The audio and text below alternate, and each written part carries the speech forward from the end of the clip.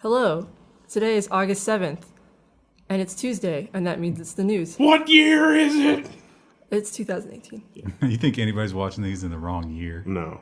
I don't think these have a lot of replayability, unless you want to watch like the week before, maybe. I would say comment if you ever watch these and it's the wrong year, but we'll never go back and look at the comments. So, YouTube helpfully notifies us that if, like, for some reason, comments on older videos, YouTube is like, to the top with you. On the back end, this is a comment on an old video. You should really look at this. And it's just like, Well, we get so many comment notifications, though. Eventually, it'll just say 99 plus. yeah. Like, that's what the notification says. maybe if one of us dies, some people might watch them in memoriam. Oh, I wow, think- that's dark. I think these are kind of funnier than most people give us credit for because there's some layers to the humor, and some of that holds up. You just invited a lot of criticism there. Well, it's actually not that funny. I just watched to make fun of you guys. And speaking of criticism, we heap, or at least I heap, a healthy amount of criticism on Tesla. It's so easy. But this week, He does make it easy. Tesla got a little bit of revenge, especially on its short sellers.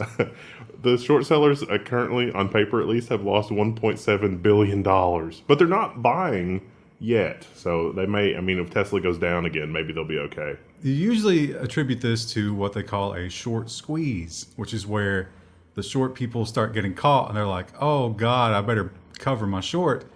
And then they buy. But according to MSNBC or CNBC, that's not what's happening here. They're not buying to cover. So this is just exuberance. They're not buying to cover because nobody wants to buy at the lower price, or they shorted it so hardcore that, I guess.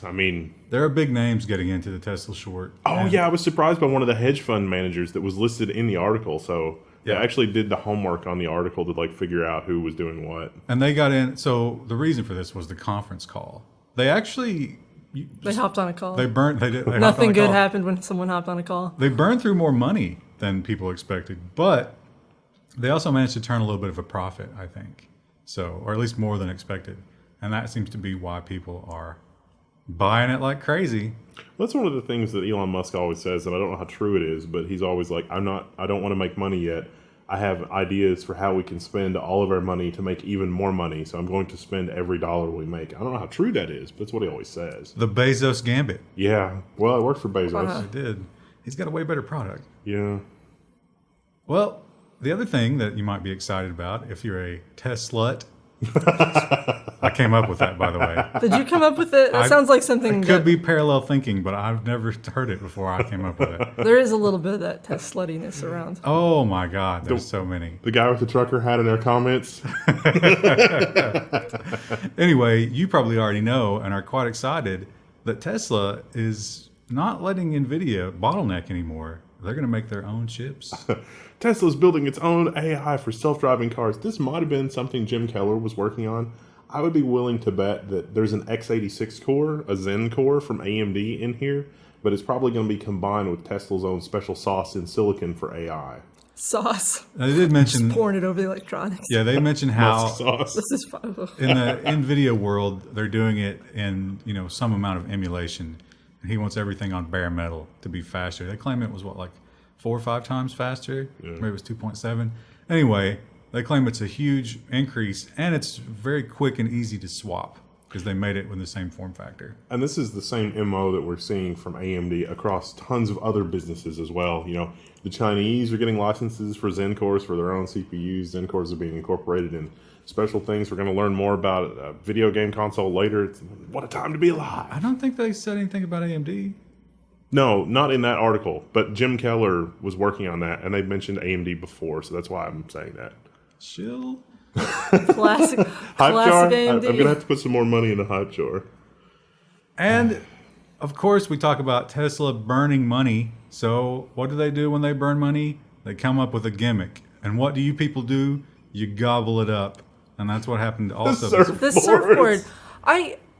Maybe I missed this, but does the surfboard do anything? Is it special No. other than it has the Tesla logo on it? It's not. I'm sure it's a nice surf. I don't know anything about surfboards. That I one don't looks either. pretty. They mentioned how it is painted with official Tesla paint. Matte black, yeah. But whatever goes on the cars is also going on the surfboard. I think there were quite a few people that tweeted that they bought these just because it was black and red. And it's like, okay. You can't paint a traditional surfboard. Yeah, you whatever can't color just you buy want. a surfboard that's already. But you have to. They did mention that they were for $1,500. I don't know what a surfboard costs, but $1,500 seems That high, seems right? a lot, yeah. I could see it being kind of maybe it's expensive for the market, but like I think they're fairly expensive. I'm sure there are high-end surfboards that cost more. But here's the thing: you can sell one right now for anywhere between $2,000 and $4,000 on eBay.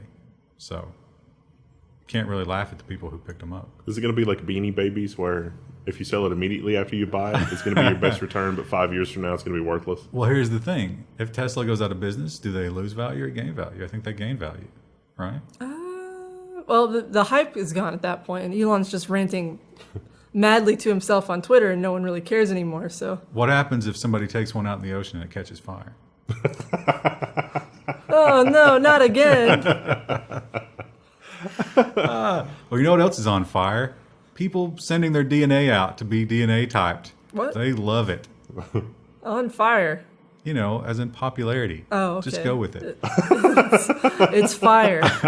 Well, last 100. week we talked about how these companies will actually share your data with law enforcement and drug companies. And we surmised soon insurance companies, well, they got in front of that and they said, no, we're going to make new rules about that.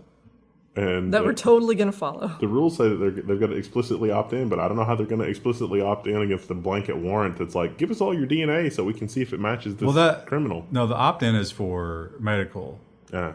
For the police stuff, they're just going to notify you because they can't really say no to that. Neat. But yeah, I would never do this. Unfortunately, it doesn't matter whether I do it or not. If a close enough family member of mine does it, I'm basically in there.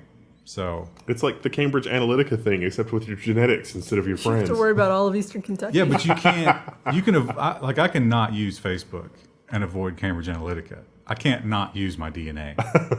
I got You got that shadow profile. I'm it's the using same my difference. DNA. Shadow You should put in profile, like dog DNA and see if it like catches the like. Does no. it print out an error, or is it just making Yeah, shit they're up? going to know the difference. You think they 'cause just? I think they make stuff up. you think they're making up the Oh yeah, the ethnic stuff? Really? yeah. I don't think so, because a lot of people. I actually saw an article about how some of the, like the more serious people who are like very serious about their race, like the white nationalists or the Black Lives Matter people, will do this and they'll get back results where it's like, you ain't what you think you are, and it just destroys them. Wow. But how funny would it be if they were making it up though, like just to troll people like that? That would be hilarious. I think they would be sued into oblivion. Yeah. Well, and then there was that guy who got convicted of being the California killer recently. Yeah, I The think Golden State Killer. hopefully they do some follow-up tests, but who knows? It could all be smoke and mirrors, right? Well, let's talk about ISPs. We love to talk about ISPs. Have we ever done a Level 1 news when there wasn't some news about ISPs? No. I don't think we ever Because have. There's always something. They've got armies of people that are literally employed to be up to no good. Essentially. Well, how about AT&T? Have you ever worked for them? Well, if you retire, they might send collection agents after you. So apparently that whoever's managing their retirement fund made a lot of horrible mistakes and gave people more money than they were entitled, and so now they want people to pay it back.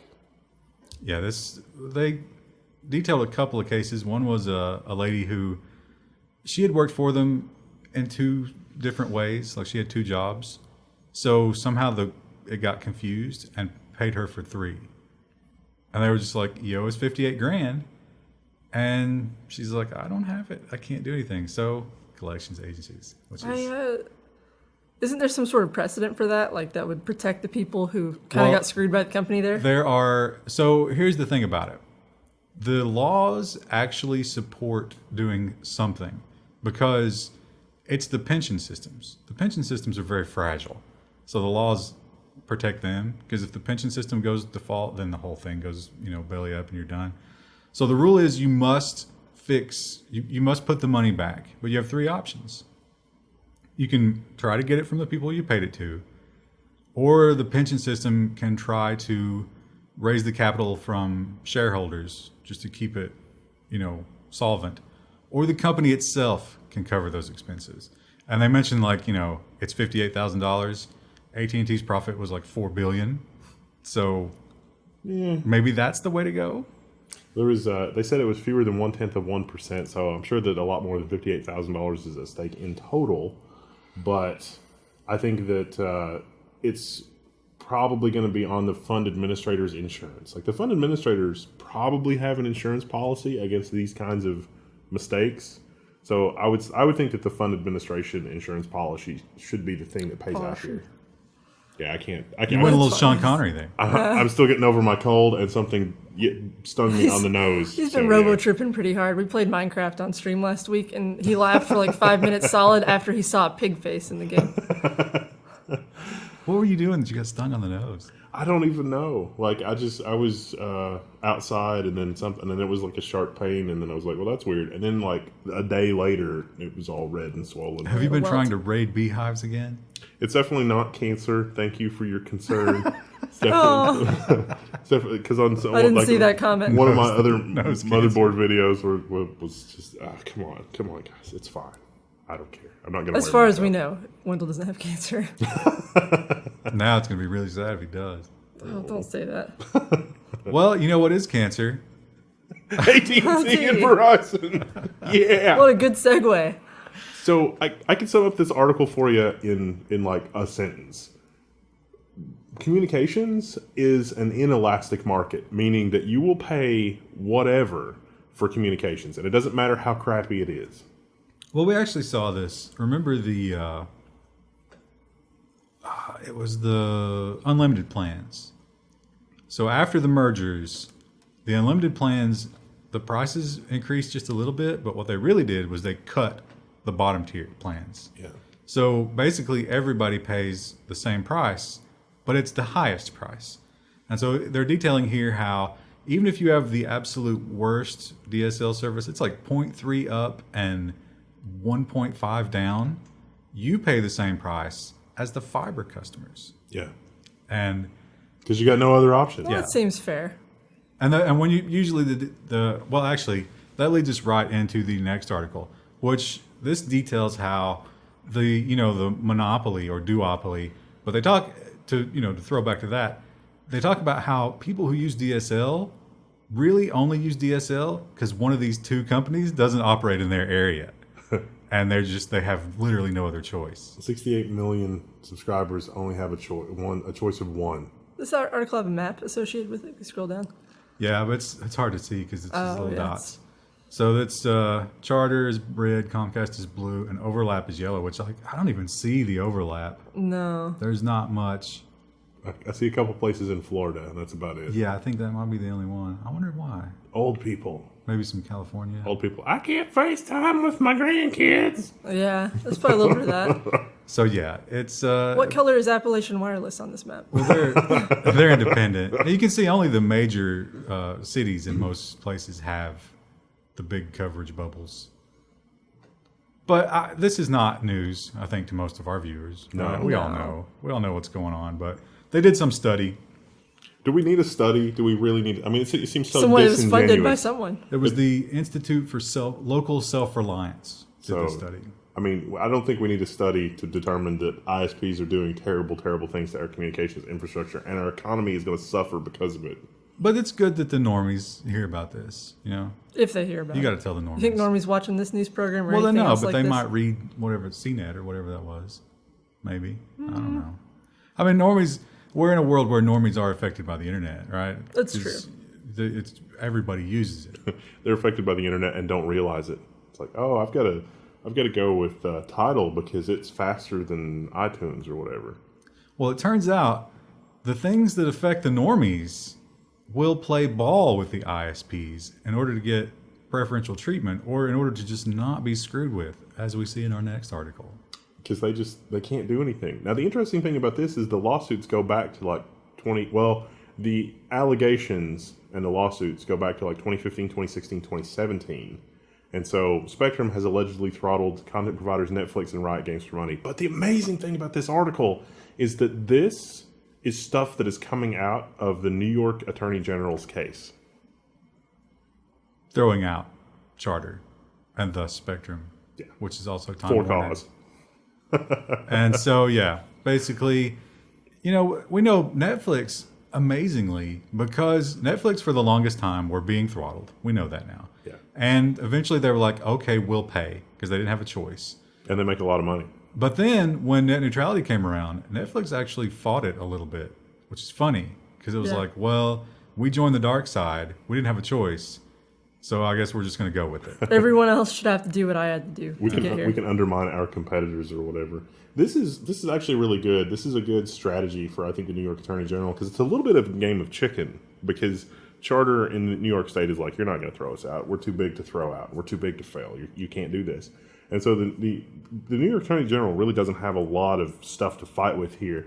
But if he can get some of this stuff in evidentiary procedures or whatever in a court and actually get it into the public record, just how insidious this stuff is, maybe people will be pissed off to do something about it. I don't know, because we've known it for so long. We've known it, but I don't think the normies have really believed it. But I don't know if the normies are going to The public follow. at large is what we mean. We still have people in our comments that say that Netflix should actually pay because they use so much bandwidth. And that is like a fundamentally, like, those companies have done a great job convincing people to fundamentally misunderstand the situation.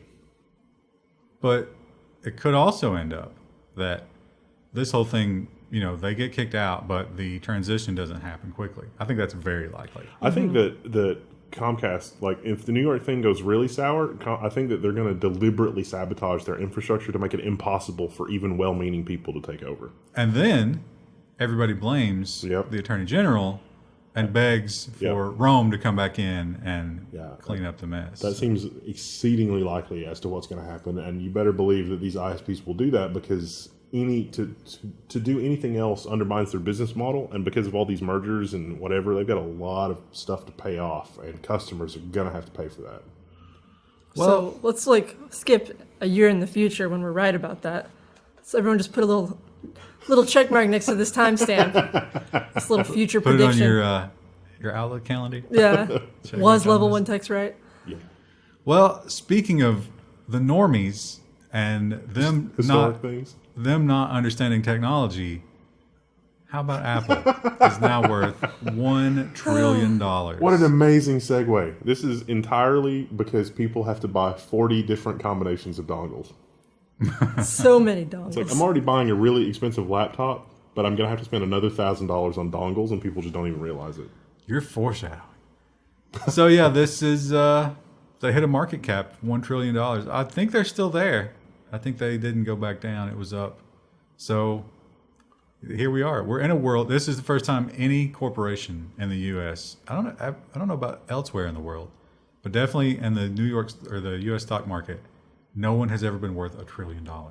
That's crazy.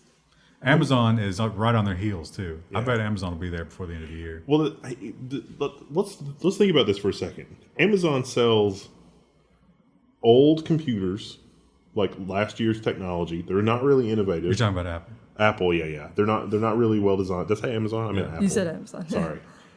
They sell just the stuff's not really innovative technologically. The software, if anything, is maybe a differentiating factor, but not the hardware. And the software really, if somebody like Google got off their butt, they could probably compete on the software side in terms of like how easy it is. And you look at Amazon, and it's more believable that Amazon could become $1 trillion company than Apple.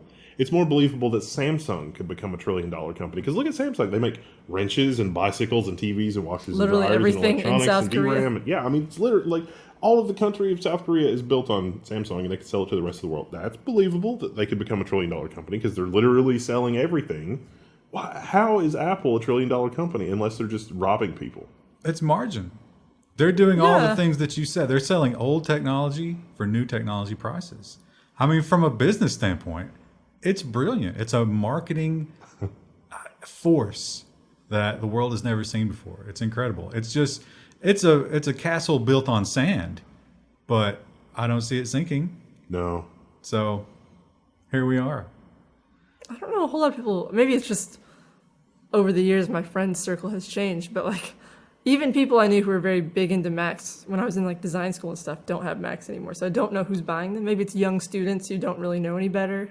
That's because you're getting old, Krista. Yeah, maybe. You're not hip anymore. I'm not hip. But even, I'm saying, designers aren't even buying them anymore. So who's buying them? Real popular in colleges And Oh yeah, yeah. I mean, it's and just, computers. The desktop is not their huge market.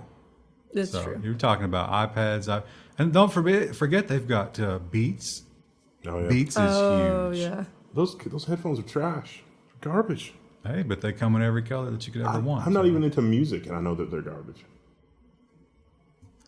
Well, sometimes these stories hit home, and here at Level 1, you know, because Level 1's got day jobs. We do some stuff. We gotta pay the bills. So those of you out there who work on the web and have to use the Facebook API, maybe you discovered this little nugget at the same time we did. Facebook has shut off access to user data for hundreds of thousands of apps. Needless to say, the last few weeks have been eventful. So if you have an app that publishes on behalf of someone on their timeline, which is very, very common, you know, you got a button that Share you're going to this click, article. share and stuff like that, doesn't work anymore unless you have gotten your app approved by the Facebook regime. Womp womp. So if you got some angry phone calls on Friday or emails, as what it was were. August 1st? Was that Thursday? It was Wednesday, I think. Wednesday. Yeah. That's probably why. So you might have been dealing with that. Now this is, follows Twitter. Twitter did this as well. I think Twitter handled it a little bit better because they gave you a lot more warning, and it was like, hey, you're still using an application, because you go through the process with Twitter, and sometimes they would just screw it up. But with Facebook, it was like, we're going to make a change, and it's like, is this application okay? And Facebook's like, yeah, it's totally fine. It wasn't. Well, they did announce it in July, but That's a a pretty quick turnaround. There wasn't a lot of fanfare to it. No. So unless you're following the Facebook developer blog, which You're sharing those articles to your Facebook I wall. don't have that kind of time in my day. Sorry. Torrent Freak. What's up with Torrent Freak? Torrent Freak, it's amazing how many news articles they have. They really have It's a very gotten pink into website. I bet you love that, don't you? I actually do kind of like their site. design. Well, this is a tale as old as time. This is like, Romeo and Juliet level repetition in the news. This is the record industry suing. But they're suing Cox, which is a first. They're an ISP. This is a wedge with which they will use to drive more controls down the throats of consumers. So the deal here is they believe that they should be able to have like a strike system. So if they find you violating DMCA, That they control. yeah, they can issue strikes, and if you get enough strikes, you get kicked off your ISP. Now, of course, the ISPs don't want this; they want customers, and they don't. For the most part, they don't care about this kind of thing. They'll do lip service, but they just want more customers. That's their thing. So Cox, these companies are Sony, Warner Brothers. I bet Disney's in there. They don't Disney's mention Oh, all of them. yeah, absolutely. Anyway, they're all suing and saying that Cox is not doing enough to control these pirates. And they want something like 150,000 per, Yeah. and that's per file. This is $1 billion copyright I think suit. it's 1.5 billion if they were to get, and of course they won't get that much money. They might not even get anything. But it's kind of disgusting to see. I think more and more these people are fading into obscurity, and they're doing everything they can to claw their way and keep all the money. You know what goes a long way to stop piracy? Reasonable access to media and not artificial limitations on distribution. I haven't pirated a song since I got Google Music because it's more convenient. It's reasonably priced. I use it probably once a day, but I'm paying my $8 a month, and they're probably getting a pretty decent return for that. Now, a lot of the music companies are mad because it used to be that musicians got incredibly overwhelmed, like they were paid far too much for their work just because the distribution was controlled. And now musicians have to work. They have to tour. They have to, oh man, it sucks. Welcome to the real world. I have to perform. Brian Goosling's out there somewhere. No. Wow. That's one of our viewers. His PUBG performance, I have no, He has to carry he us. deserves what he gets. So Amazon, this should be. I almost put this in nonsense because you can file Who this doesn't under. know this? Yeah, shocking no one. it turns out some reviews are fake. There's actually a service, I can't remember the name of it right now, that you can run an Amazon product through to determine how many of the reviews are fake.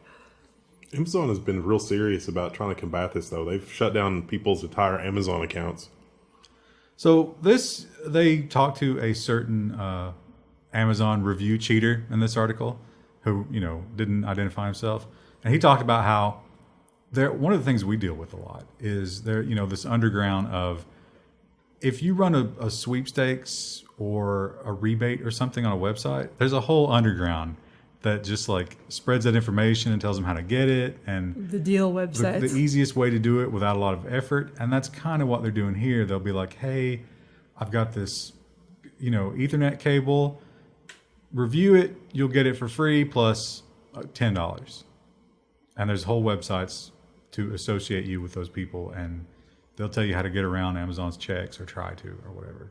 It used to be that they would mark themselves in those reviews. You'd see like they'd write this really long, nice review, and it's like, oh man, maybe I should get this. And then at the bottom it'd be like, this product was given to me by so and so. See, but that's not how they're doing it, because not now. You buy it and it all looks legit, but then they give you back all that money plus a little bit more. Yeah. So yeah. Yeah, if Amazon catches you doing that, no more Amazon Prime for you, no groceries. Amazon hopes you starve to death. Seems a little extreme to me, but okay. That would be a dark existence. No Amazon Prime. What could I do without it? Well, I don't have Prime, but it'd be like, do they completely suspend your whole Amazon account? Yeah. Just I gone? imagine so, yeah. You'd have to like move and fake your name or something. Yeah, so anybody that's tempted to do that in the audience, don't do it, because it will end badly. Well, we've tested a variety of office communication tools around here, and they are pretty much universally garbage. Let me tell you, Skype for Business, oh my God, that is it hangs bad. Constantly. Bad. And the mobile integration and stuff, forget it. My favorite is Slack, because it goes off every 3 seconds because people are like, hey, are you there? What are you doing? Hey, how's it going? Have you fixed this copy change? Have you fixed this copy change? What's going on? How's it going? Hey, I've got here's I'm the ding. frantically F5ing this page and nothing's happening. Ding, ding, ding. Hey. Hello, don't mean to prod, just want to prod. Can I prod? I'm getting a lot of pressure. Can we prod? Well, that probably is going to take a back seat to this Chinese software. This Chinese software sounds worse than Slack. So the idea here is that managers can ding you, which triggers a text message, an email, a notification in the app, and a desktop alert. And it shows the red status on all of those things. So if you see that in any format, the other person knows you just saw it. And the Chinese people who are subjected to this are furious. They hate it. Much like any information worker like, I need to use my brain to solve a problem. Can you leave me alone for 5 seconds? This is going to topple the Chinese government. They're going to be so filled with rage and hate. They're going to take to the streets. So they talk about after hours, holidays. It doesn't matter, because it's a shit rolls downhill kind of thing. Yeah. Like the manager gets dinged, and then everybody working on the project gets dinged. Yeah, and then it turns into a fire drill. Exactly. And anybody who's not responding, this app keeps track of that. Yeah. And it gives you performance ratings based on whether or not you were there for them. See, I have a fairly strict policy for myself. Unless it's a severe emergency, I generally stop responding to emails about 6 p.m. Because you can't open that door for clients to let them just start texting and emailing you all the time. That's a dark road to go down. Well, don't go down it. It's even with just email through the day. Like, if you only check your email every 30 minutes or an hour, and you only respond to email every 2 to 4 hours, that's not unreasonable. In fact, that's super, super reasonable. But you have no chance of getting anything done if you respond as soon as you get a notification. We have some subcontractors who check their email at 9:30 and 4:30, and that's it. That's like, bro, are you serious? And then say, we need this done by the end of the day at 4:30. I understand, you want that Zen-like experience, but this is the real world. Well, last week we talked about Alex Jones, and that's a contentious topic for the comments. We mentioned specifically his Spotify account, and there's some news regarding that. But a lot of people are pro-Jones, and a lot of people are anti-Jones. I believe we should be in the middle. I believe let him do what he wants, but feel free to ignore an idiot. don't Yeah. don't buy into it. I would say do the same thing for all news. For us, even Including this one. NBC and Alex Jones should be treated with the same critical eye. But anyway, Even Spotify. They haven't gotten rid of him because what was Facebook and who was the other one? YouTube. Yeah. Yeah, YouTube got rid of him. Facebook suspended him and YouTube gave him strikes and they're threatening to take him down entirely. Spotify is just sort of like picking and choosing which one of his podcasts violate the hate rule. Seems arbitrary and a lot of work. Who do you think has to listen to Yeah, him? so who has to listen to him talking about the frogs being gay? That would be That's pretty much all I know about it. You know, terrible existence. Somebody posted in one of the chats I look at every day the actual quote-unquote scientific video about the frogs being gay. And there were some dudes in lab coats, and they showed frogs having sex and said one of them was male. How would I know the difference? I don't know. But Maybe they don't know either. Maybe they're just hypothesizing. They're projecting onto the frogs. But it wasn't that they were gay. It was that genetically male frogs were turning female, Jurassic Park style. Yeah, it's like these people haven't watched Jurassic Park. They haven't read a Michael Crichton book. But they're claiming it's because they were found in California in the runoff ditches between fields. And they're saying it's just all the pesticides. So Or a single gender environment and they swap. I just generated so much engagement. You're wrong. I didn't know what to think about our next story. It's like,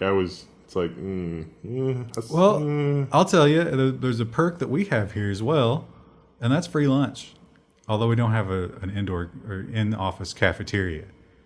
But in the tech world, it's not uncommon for them to have a nice cafeteria on the premises where you go and have your lunch. San Francisco doesn't like that. San Francisco wants you to go out into the community and have restaurants not owned by the technology company so that you mingle with the rest of the population and or it boosts the economy. That's not necessarily like a bad stance, but you can't force people to go do that. What if they just go to the grocery store too? How you say they can't. In fact, they're floating some sort of resolution that new companies cannot have in-house cafeterias. Wow. Yeah. Now, Why not just make your restaurant more appealing to tech workers instead of... Well, they talk about, and this is partly, I think, because this is San Francisco, and Seattle is another one that has this problem, and I think a lot of that has to do with how ungodly liberal those towns are. So they tolerate the kinds of policies that create this horrific outside experience. So they talk about Twitter. There are people shooting meth and heroin outside of Twitter's doors. But once you're inside, there's a wall of security guards. And you don't want to go back out into the community because it's horrible out there. There's terrible things to see. You might get accosted. There's feces. It's a scene out of a dystopian movie. Exactly, yeah. So fecal matter. They're saying, hey, we need you to go back out in the community. And these tech workers are like, oh, I don't want to go in the community. You know, I'm better than you people. And a lot of that has to do with the tech companies. They definitely do make more money and drive up the housing costs. And I don't know if that creates homelessness per se. Yeah, I'm not really defending either side here, but it seems like there's a happy middle ground that you could reach. But taking away people's ability to eat lunch at work is ridiculous. Yeah. Well, like, what can you not... Is this going to policy they're going to say, like, you can't bring your lunch to work either? Like, what? Screw you, they're going to stop selling lunch boxes? One of the things about the Google cafeteria is they actually make delicious, nutritious meals, and delicious, nutritious meals in a restaurant form factor. It's sort of not a thing in America. Yeah, they... well, there are, but probably a lot in San Francisco, too, but... Yeah. And I'm sure they also cater to that, like, vegan sort of hipster crap. And you might not be able to find that. Oh, I'm sure you can in San Francisco. Anyway. But who knows how far you have to drive either, too. If you're a restaurant person, I think you'd want to set up a restaurant right outside the door. You take your Lime bike and further support your community. Oh. Your Lime bike where the seat's covered with homeless feces. What about food trucks? Could the company bring food trucks into their parking lot? Because some people just want to eat at their desk. Well, food trucks are not considered that's like... That would still be supporting a local business, though. Yeah, but that'd be a way to get around. You're not getting like really high quality food from a food truck usually. Oh, some people will argue with you on that. Controversy. Hashtag controversy. See, I don't think they just simply don't have the equipment or the refrigeration. They're usually, it's the more menu is limited. Yeah, the menu is limited.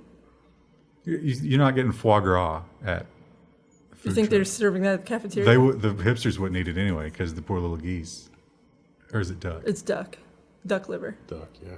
Is it gavaging? Look up gavaging. I think that's what it's called. Risky click of the day. Anyway, something that I cannot transition into. Oh, you know who else is forcing fatty foods down their customers' throats? No, I'm sorry. I can't do it. MoviePass. This is an update from last week. So last week we covered they ran out of money and they were in a lot of trouble. And we said, what are they going to do?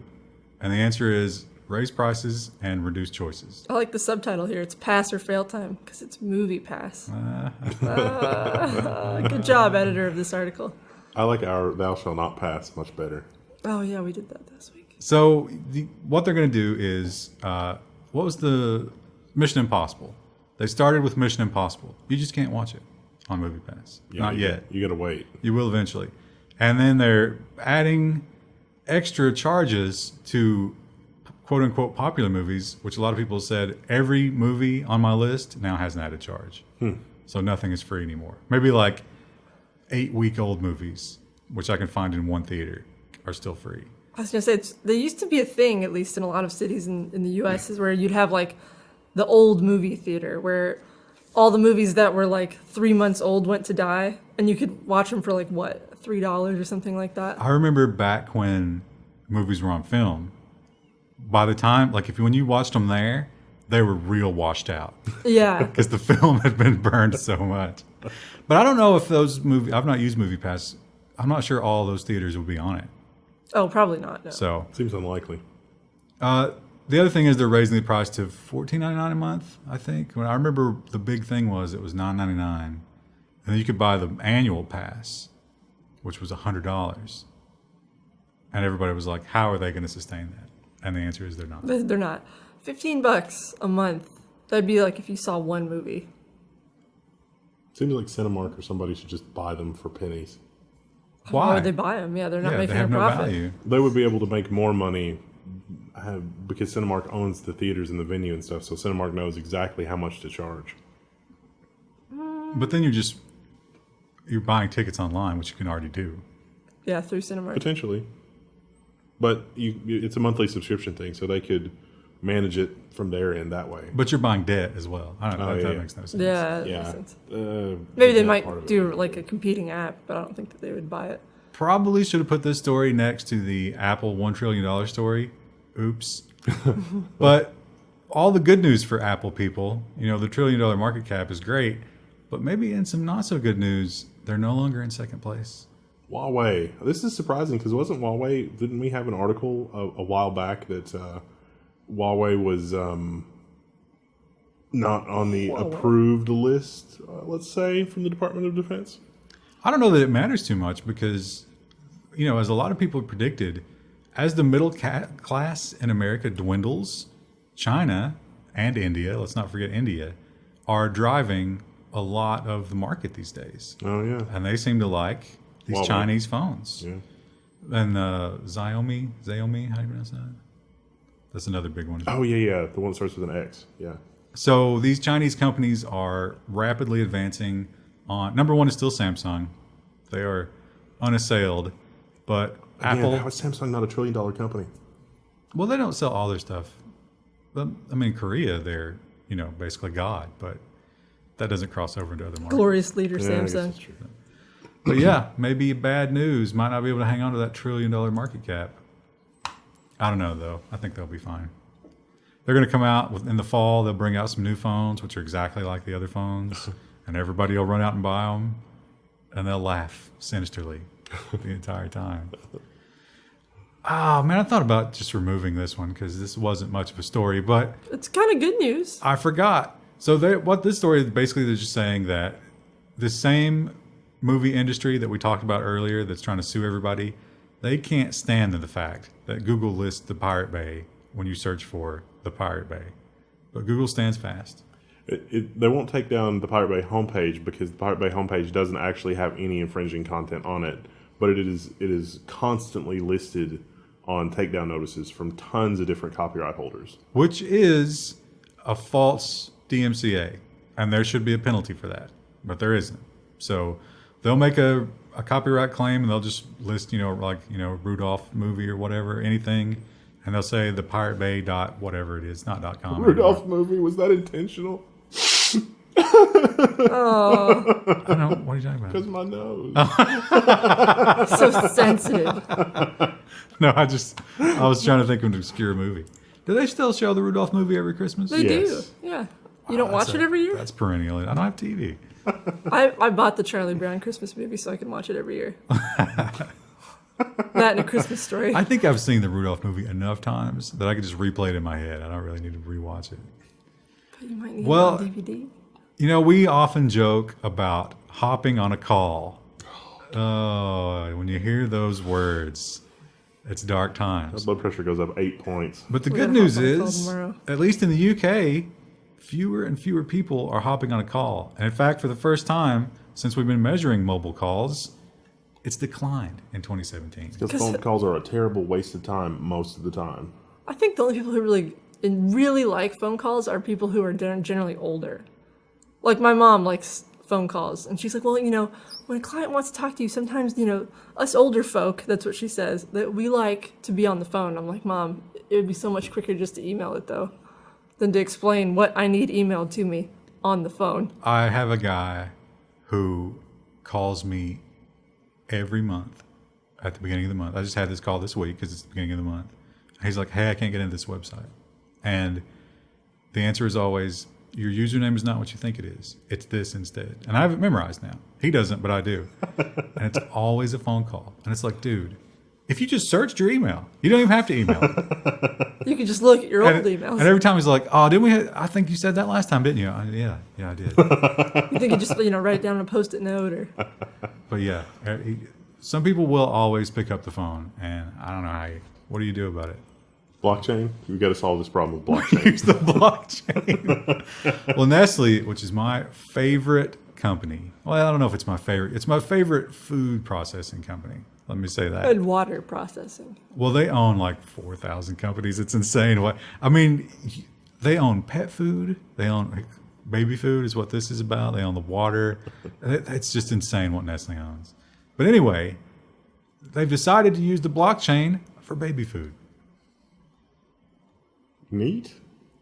This article is blocked.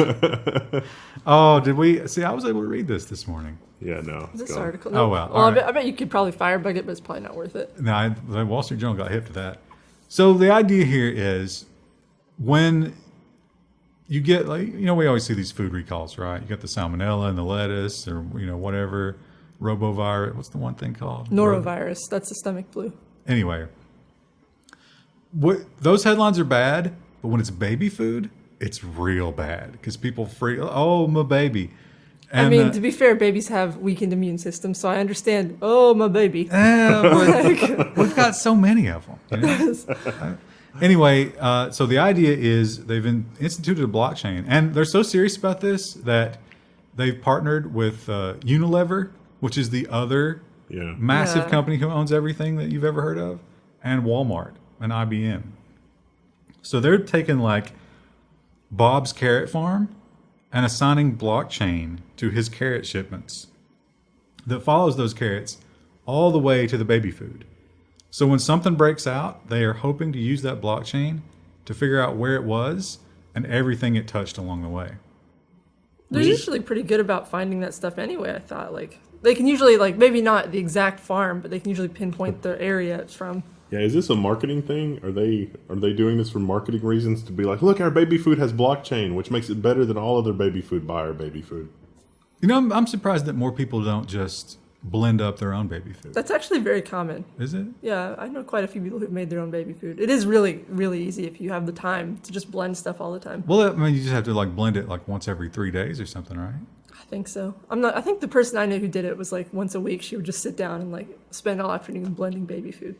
And you don't have to do it. How long do babies go? What's the baby food eating span? A year? 2? You can start feeding them solid food. But, it kind of just depends on how their teeth are developing. And I hope I never haven't have had to think babies, about so. that. Well, the other thing that has nothing to do with babies is the NES Classic. It outsold the PS4, the Xbox One, and the Switch in June. Oh, Now, this sheds some light, or at least some detail, on last week when we talked about Nintendo suing ROM sites. And maybe this is why. I don't think they ever expected the NES Classic to be as super popular as it is, but everybody wants one. The thing about the NES Classic is you don't get very many games. You get like There weren't a lot of games on 30 it. games maybe, Yeah. I think. it's like the 30 most popular games ever. But there's a few really popular games that were not included in the. It was definitely not the most popular games ever. Did they include the Addams Family on it? I don't think that's one of the most popular games. I had 2 games. Oh, I had 3 games. We had Duck Hunt, Mario, and Addams Family. Well, Duck Hunt and Mario come with it. Yeah, those are the 2 popular ones I wanted. Wow. They Those had are Addams in Family. one cartridge. It doesn't even count as 2. It's just. And then later you got Track and Field with that as well. Addams Family would only let you play as Pugsley, which I thought was sexist and bullshit when I was 5 years old. I wanted to play as Wednesday. But yeah, it's $60, I think, for 30 games. And there's no way, there is a way, but not, the normies would never figure out how to add more ROMs to it. And it is just running ROMs, by the way. I mean, people have hacked clear. it. Yeah, people have hacked it and added more ROMs. It's fine. It works fine. So you can make your own, and you should. And we do a video about it, but we get sued. You know what else needs blockchain? Frappuccinos. You can get anything at Starbucks with Bitcoin, but you can't get a straw. When you What timeline is this? What crazy future are we living in? when you order a Frappuccino, how do you order it? Do you say Frappuccino or do you say frappe? Frap? Frappuccino. I say Frappuccino because I feel like a douche saying I don't ever order frappuccinos though. I don't really ever I've either. never ordered. I actually had somebody else order mine for me, and I described it as the milkshake. Oh yeah. I usually, if I go to Starbucks, which isn't very often, I usually just get an iced coffee. It's not very exciting. So they've partnered with ICE. What? No, it's not that ICE. It's like Intercontinental Exchange or something like that. Anyway, it's a payment processing thing, so that you can use Bitcoin now at Starbucks, and they claim a lot of people have asked. A lot of people, the Bitcoin people are very militant, and a lot of them have said to us, "I'm not going to support you on Patreon until you start accepting Bitcoin." That's like, well, we don't control what Patreon accepts. Come on, Or do we? no, Or do we? What? I don't get it. We don't control Patreon. Oh, is that the? Are we saying that we control Patreon? Yeah. We don't, because they also had a problem with their payment processor earlier this month. So. Oh yeah. Sorry about that. We have no control over that either. Well, the hot new trend, as we've talked about in several stories, is Fortnite. And for whatever reason, you know what? There's always comments about this too when we dog it. And I've not tried it. I'll always preface it and say I've not tried it. But mobile Fortnite. People like mobile Fortnite. A lot of my younger cousins play it. And I don't Mobile? see how. yeah, they play on their phones. I don't get it. Well, anyway, it's coming to Google Play. But importantly, it's not coming to Google Play. It's coming to Android. They are not going to list it on the Google Play Store because that takes 30%. I think that I don't blame 'em. Google is going to shut this down because I'm pretty sure this is against the Google Terms of Service. So you got to download an installer from the Google Play Store, which is free, and then sign into your account, which has the paid stuff, which is deliberately, blatantly against the Google Terms of Service. But if you do it, now they did do it on iOS, but because both Google and iOS and Play Store take not only a cut of the install, which will be free, but the microtransactions, that's a lot of money they stand to lose. And they are paying Apple because there's no other choice. Yeah. But with Android, you can load apps outside of the Play Store. And this might set a precedent where we lose that ability. Thanks, Fortnite. I don't think most of the kids I know who are playing it probably wouldn't even think to check the website. They'd probably just go to the App Store anyway.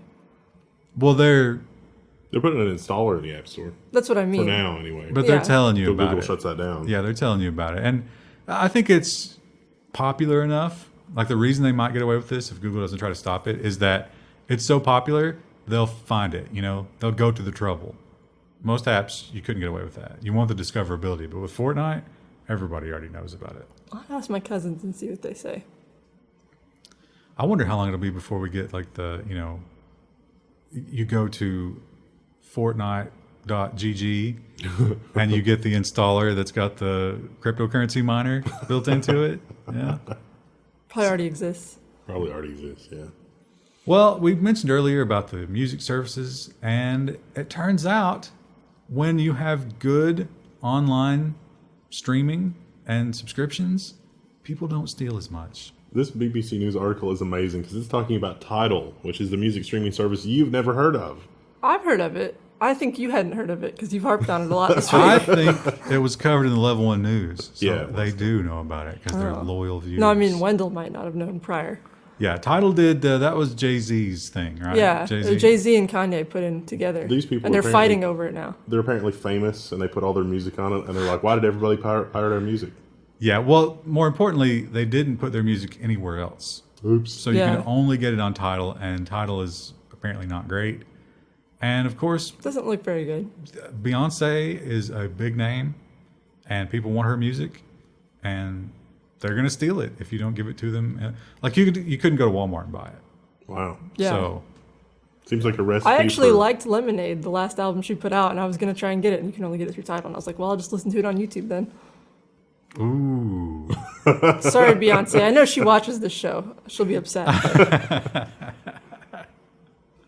I'm trying to think of a good Beyonce song to use to chastise you with, but I'm not that familiar with Beyonce. There's a songs. song, Sorry, on Lemonade. Well, actually, she's talking about how she's not sorry, so I ain't sorry. There sorry, you go. not sorry. Yeah. We had a social media section, but Did it get I canceled? think we ended up moving some of the stories, so we have exactly one story in the social media section this week. We've already talked about Facebook some anyway, so you've gotten your fill. Yeah, but It's more business than social, really. It's about insider trading in Facebook. and the other one was about the stock price, so we really should have just moved this one over to that one. Another epic failure in story alignment. But anyway, this story is about insider trading, or actually not insider trading. So it turns out there's a rule. When you're going to sell your stock and you're somebody like Mark Zuckerberg, you have to go to the SEC and be like, hey, I'm thinking about selling this stock. Tell me when I can sell it. I want to set up a plan of when I will sell these so I don't crash the market and you're okay with it. And he did that and everything was okay. But he did a lot more of it after the scandal and leading up to the scandal. A lot more of it. So a lot of people are like, yeah, this is legal, but A little shaky. And not just the Zuck. There were several other higher level. The security officer and a lot of the high up people were like, seems like a good time to sell Facebook stock. And a lot of them got out before the big crash last week. So, yeah. They also point out in this article that he's worth 80 billion or 60 billion or something like that. So it doesn't, He'll be all right. It doesn't mean that much to him to get this money out. But hey, you know what? You don't get to be a $60 billionaire without counting your pennies, right? We were harping on Apple being a $1 trillion company. At least Facebook is not a $1 trillion company. Facebook doesn't even have any products. You are the product. They've got lots of products. Yeah. Lots of unknowing products. Just giving out all their info and texting one another. I had never heard of this dude, but I've certainly hadn't heard of him either. I've heard of his work. Heard his voice. Yeah. So this is a famous animator. He actually passed away this week, but this particular story is basically just going over how this guy was pretty much shortchanged his entire life for all the work he did for Cartoon Network Well, they talked about and Adult Swim. he helped create Space Ghost. Coast to Coast. I mean, someone else created Space Ghost back in the 40s or something. But yeah, like the redo. And then there was what else did he work on? Shoot. A lot of the Adult Swim stuff. But yeah, the article Yeah. was about how he lived like penniless Yeah. and in squalor and just died alone. Yeah, like he couldn't afford a lot of the health care that probably would have saved his life. He said that Cartoon Network kept losing his invoices, so that's probably bad. Well, what's kind of crazy about it though is that he didn't stop the work. Yeah. Like when someone says, "Oh, I don't want to pay your invoice," it's like, "Well, okay, then I'm not working for you anymore." But I guess I could see though too, this would be, a major opportunity for you as an artist. But And there's not a lot of other places you could take something like Space Ghost Coast to Coast. Who Yeah. else is going to put that on the air? oh, he did Aqua Teen Hunger Force as well. I think Oh, that's he was a big one. involved in that development as well. Poor guy. Yeah. Hate to see that. Those are some good shows. I don't think either of them are on the air, right? I think Aqua Teen might still be on the air. Is it really? Yeah, Still making it. Wow. I think. I could be wrong. I'm Someone sure will probably correct us. Someone will engage in the comments and let us know.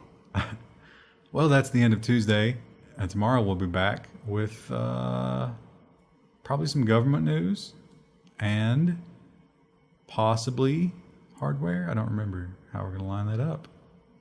So it'll be a surprise. But you come back and find out. Woo! How exciting will that be? Got a lot of hardware news this week, just like last week. Had a lot of motherboard videos last week. It's exciting. I'm almost over my thing. I can almost talk again. See ya. Bye. Today is Wednesday, August 8th, 2018. 8/8/18. Oh, it is. Doesn't really mean anything. We'll all be at work. Oh, the numerologists would disagree. The numerologist All had three her of them. exploding. Is Mercury in retrograde? Is that a thing? I think it always is.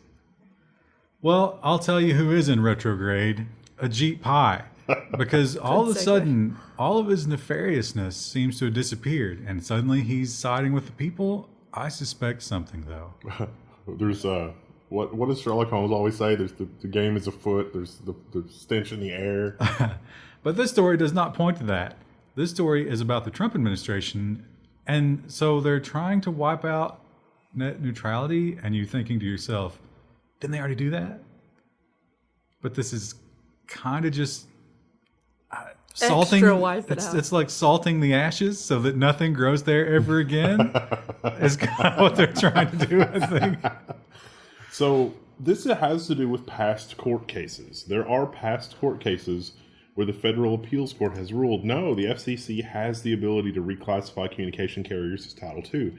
Most people don't realize that communication carriers were Title II before the 96 Telecommunications Act. And the result of the 96 Telecommunications Act deregulation was supposed to bring universal broadband access for everybody, with slow connections being classified as 45 megabit. This ruling, or this thing from the Trump administration where they want to wipe out the ruling, may have implications for ongoing lawsuits, like the one that's going on in New York. I don't believe in coincidences. And I think even though the rules that are in place now are different than the rules that were in place when these lawsuits happened, I think it's still important that we have that precedent, because the wrongdoing that is coming out now in the New York Attorney General's case may be affected by this. Maybe. Yeah, so they want, basically the Obama era stuff, they want erased from history. Like it never happened. Yeah, and just completely undo it. And they'll probably get their way because they've got that FCC majority. But why would they go to that? Why would this happen? So that we can maintain the monopoly, of course. Why not? We didn't try to erase that whole slavery 2/3 of a person thing from the past rulings. We didn't go to the extra step to pretend that it never happened. Well, bizarrely now, the other side wants us to pretend that it never happened. You're not allowed to talk about it. It's historically something that just can't be brought up. But anyway, the next story is sort of a departure for Pai. He is ruling with Google Fiber over Comcast, which is, it's bizarre. I don't understand. Has he been replaced? All of the sudden. He's been body snatched. This is the one-touch make-ready rule, which allows companies to put stuff on privately owned telephone poles, basically. As long as they're not going to disturb the pond of the other people on the telephone pole, one-touch make-ready. But, and there is a big but here, like you said, only for privately owned. Municipalities own a lot of the poles in a lot of the U.S. And on top of that, this is for what they call simple installations, and then there's another qualifications for complex installations or something. That still requires some level of dealing with people. So the idea here, if you haven't been following this whole thing, is let's say you're a new ISP. Or Google Fiber even. Well, they're new. And you come in and you're like, yeah, we're going to put our stuff on the pole. You have to go to AT&T or Comcast or whoever and be like, hey, we're going up on the pole. And they'll be like, yeah, we got to move our stuff. We'll get back to you sometime next year about that. The kindest way I could describe what it takes to get your stuff on a telephone pole is a bureaucratic swamp. Just a quagmire of insanity. A swamp. Do we have to drain the swamp? We do. This is not really draining the swamp. This is just making it's like you're allowed to use a mosquito net when you go into the swamp because previously you weren't allowed to use a mosquito net. And let me tell you, those mosquitoes are Bill Gates' genetic experiments that will give you malaria. So yeah, the bad news is Google Fiber is not doing well for a host of other reasons. So, including the fact that it's damn near impossible to deploy fiber optic lines. Yeah. Well, how about the Quiet Skies? Man, that sounds good, right? That's got to be a good program that everybody can get behind. The Quiet Skies. It sounds like No Man's Sky's cousin. We've already been flagged for further scrutiny as a result of including that keyword in our transcripts. So we all know about the TSA, right? They're the people that molest you when you fly. And of course. The TSA, it's been uncovered. They haven't announced it. It's like a whistleblower is talking about this. They have a program in place called the Quiet Skies. So when you fly, anytime that you fly, there are a number of metrics that are being applied to you. If you've been to a foreign country, if you any sort of strange behavior, anything that makes them at all suspicious. Also just randomness. Very quietly, you might have up to 4 air marshals following you everywhere you go on your flight and like sitting all around you and observing you and taking notes on you. And all this goes onto some kind of permanent record that you're not even aware of. A permanent record. Yeah. And they talk about Like noting 12. things like whether or not you sleep on the plane, because terrorists either do or do not sleep. I'm not sure which way that goes. And could you have it any other way? I would assume that they don't sleep, right? Because you'd be nervous. I don't know who you talk to. If you spend too long staring at like the check-in station or something, then all of this gets recorded in your Quiet Don't make Sky. direct eye contact with the flight attendant. I That's guess. suspicious. Well, they actually talk about one of the Quiet Sky people was a flight attendant. One of the people They're in on that it. they were was also a federal agent. So I mean, they're examining other law enforcement people that are like looking around. I mean, this is come on. This is just completely. This is high-level paranoid thinking. Yeah. Do you want the man with one red shoe? Because this is how you get the man with one red shoe. It's a terrible Tom Hanks movie, but it's really funny. So yeah, it's crazy that not only we know that we're being surveilled on one level, and it's crazy, but then there's a whole deeper world that we're not even aware of. And how much does it cost? Air marshals probably get paid quite a bit of money, right? I would think. So putting 4 on one flight. I look forward to the future scenario where there's like a double agent or somebody that's being paid by some foreign government or Putin or somebody, and they have collected so many logs from this that they have people that are, they've got plausible deniability for their own misdoing. So when they're like, hey, this is really suspicious behavior that came up, and it's like, oh my gosh, there was this guy that I followed on this flight. He's totally the guy. And then he's just going to go to the gulag and nobody's going to be the wiser. It's going to happen with this database. It makes it easier because of this database. Although, to bring this into court, you'd have to admit you're doing this. So maybe you just let them go. They just disappear because you're in another country. It's like, oops. Oh no. Well, we talk a lot about social media and Google, and of course now, $1 trillion Apple, right?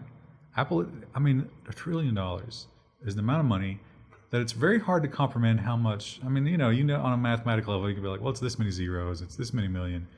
But we don't really understand $1 trillion. $1 trillion is staggering. And the Dems, the lefties, are saying, we got to break them up. We need some kind of regulation.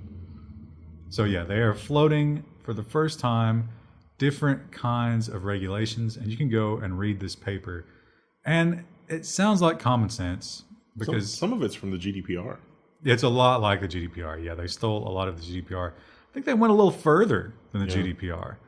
But if you read the paper, there's a lot of overreach here too, I think. And this big tech is scary. Big government is way scarier. The level of data collection. So like if you're in the business of data collection, your days are numbered. I'm sorry. Yeah. And there's a lot of different things. I would encourage you to go and look at the paper. And there are some ideas in there that are pretty good. There's some that are really, really, really scary. But the thing about this is it's not really a bill. It's just a paper at this point. But it does show you where I think the government is going to start to go with these tech companies, at least to try to threaten them into, Compliance. some sort of control. Some of the things are like, if your privacy were an endangered species, it's like, there's only, 2 females and 2 male whatever species left. We have to preserve them.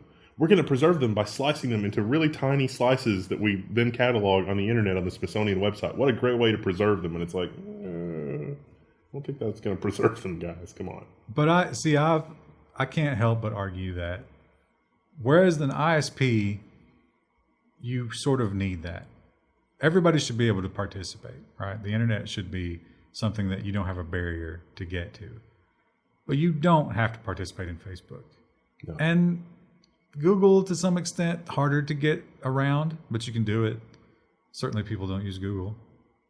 And so are the tech companies so ingrained in our lives and in society that we must use them and they must be controlled for that reason? I'm not sure I'm convinced of that. It's like the difference between electricity and things that you buy that run on electricity. Yeah. Can people do without electricity? No, not in the modern world. Can you do without certain brands of products to run things? Yeah, probably. You could replace all of Google and all of Facebook and everything else on your own and host it yourself if you had the internet. I think there's where the breakdown comes. Yeah. And companies could, have a business. If you have your own personal assistant that runs on your own personal server that will make searching and things like that easier, that is possible. Probably wouldn't be as good as Google, but it's possible. I don't think that's going to matter to the lawmakers, so we probably will see a lot more about cracking down on big tech, and a lot of people will champion it. We're probably not going to be allowed by law to buy the Russian AI personal assistant bot because the Pentagon's making this do not buy list of software. What a beautiful stock photo they've chosen too.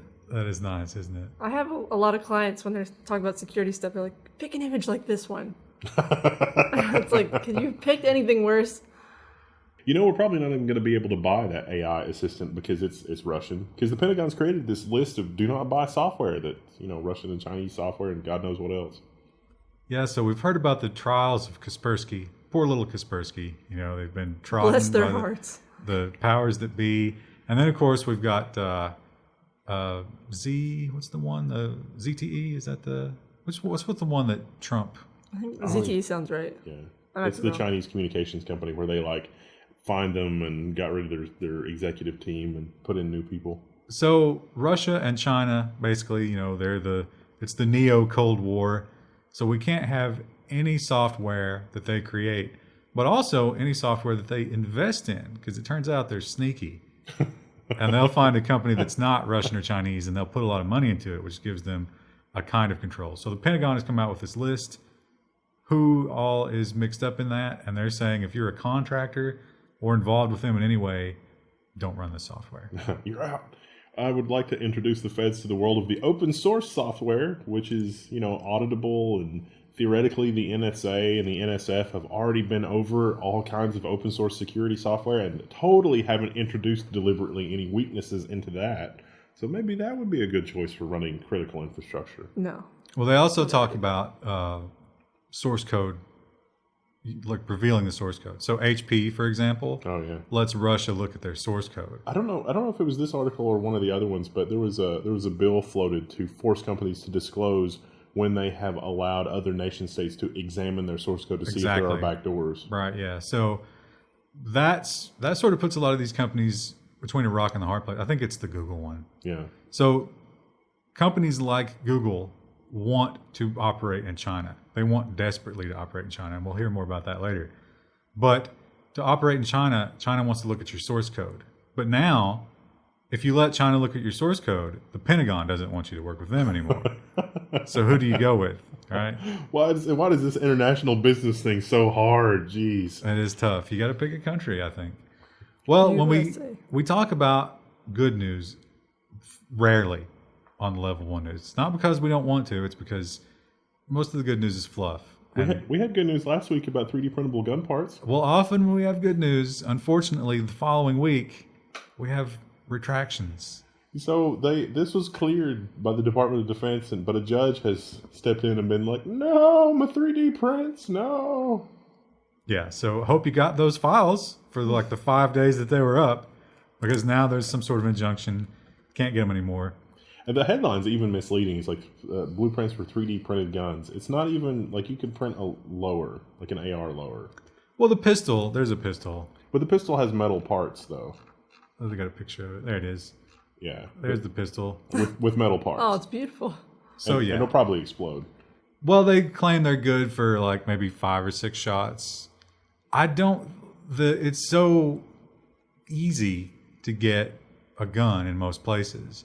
And where it's not easy to get a gun, it's easy to get an illegal gun because you can't draw a line in the sand and be like, no guns here, but guns okay over here. You know, they'll find their way. And so this is just kind of a fear mongering that's working, I guess you would say. But yeah, so that's going to be blocked, and it's a hot button issue. People get stirred up about it. I'm sure we'll get some stirred up comments.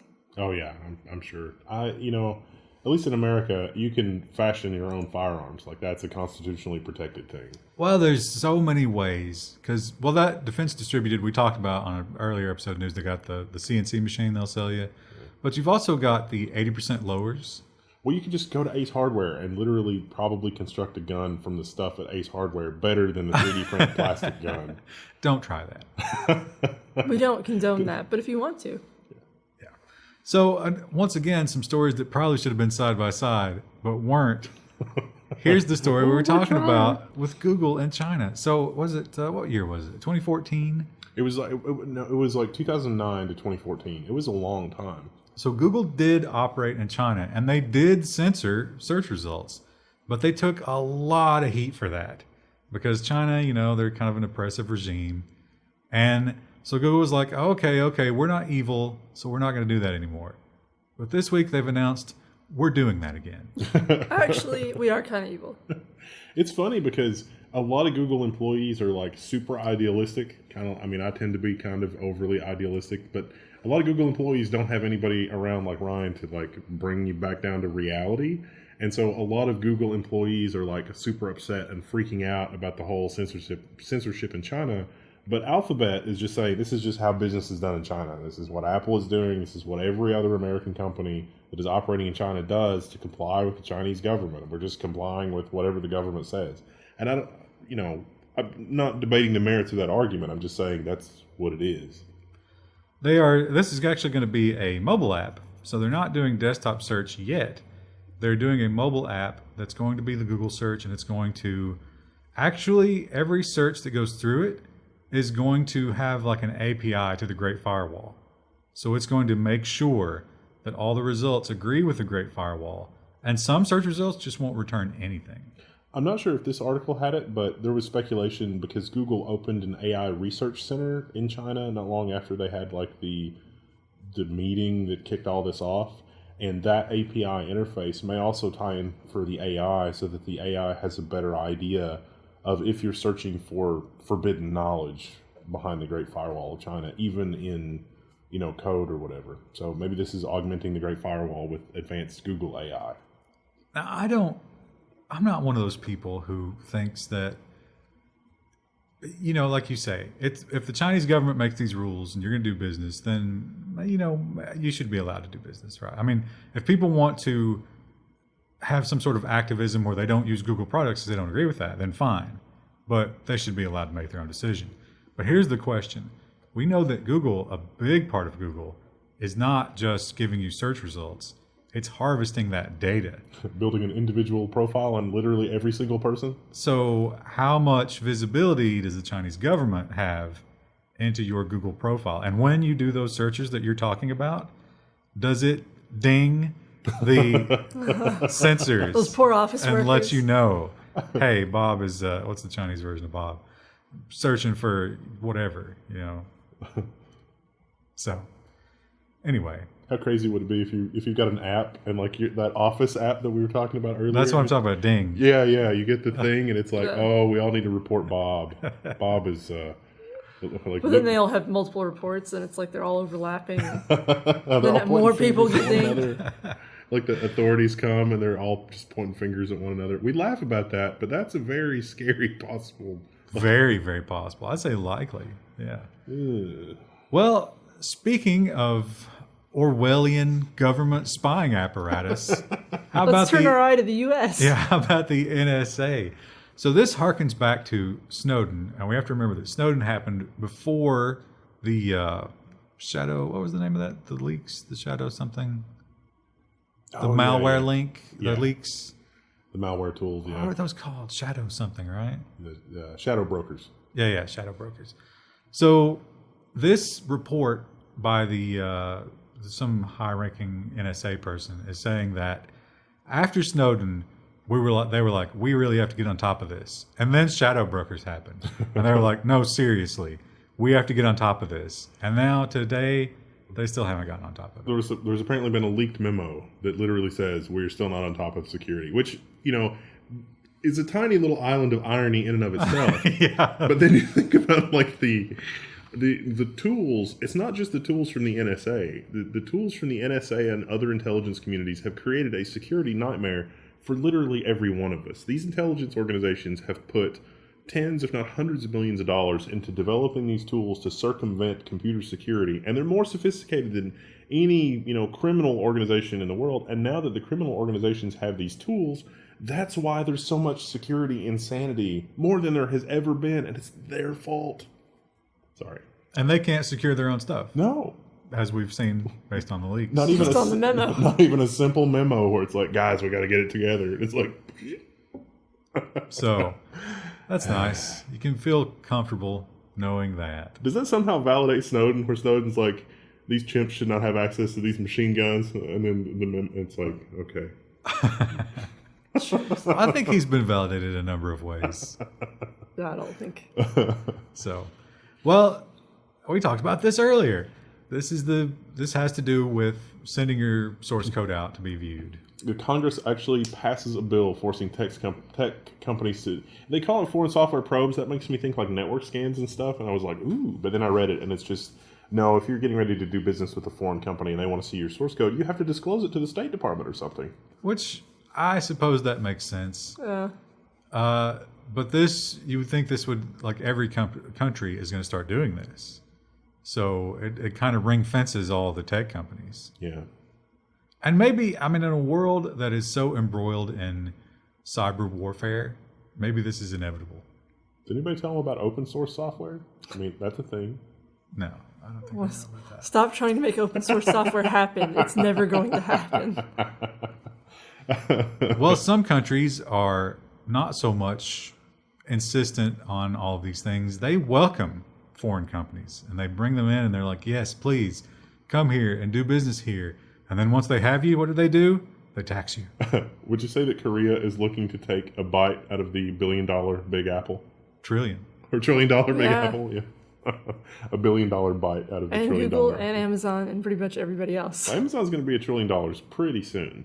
Yeah, so they are basically that you don't pay a lot of taxes if you do business in Korea, but if you are a Korean company, and they mentioned, I've never heard of that one before, but there's a company in Korea that does all these same things, they do have to pay a bunch of taxes. So they are now passing these laws saying that if you do anything here, and so you don't actually have to have fabrication or presence, corporate presence. If you have as little as a cache server, which you would have to, if you're Google and you're doing business in Korea, you have to have a Google cache server in Korea. Otherwise, it's going to be unusable. In before the Google flotilla surrounds the country. And it's like, this international water. The balloons. Yeah. Just ringing it. That's why they're doing the balloons. Now we know. They can put all the balloons over North Korea. Just a swarm. Don't shoot our balloons down and we'll give you food. No, that's what are they going to shoot them down with? So, yeah. That rocket. They're going to... a single rocket. Rocket man. They're going to tax the big companies. Now, Google responded in that article, and they were like, we already pay all of the taxes that we are required to pay.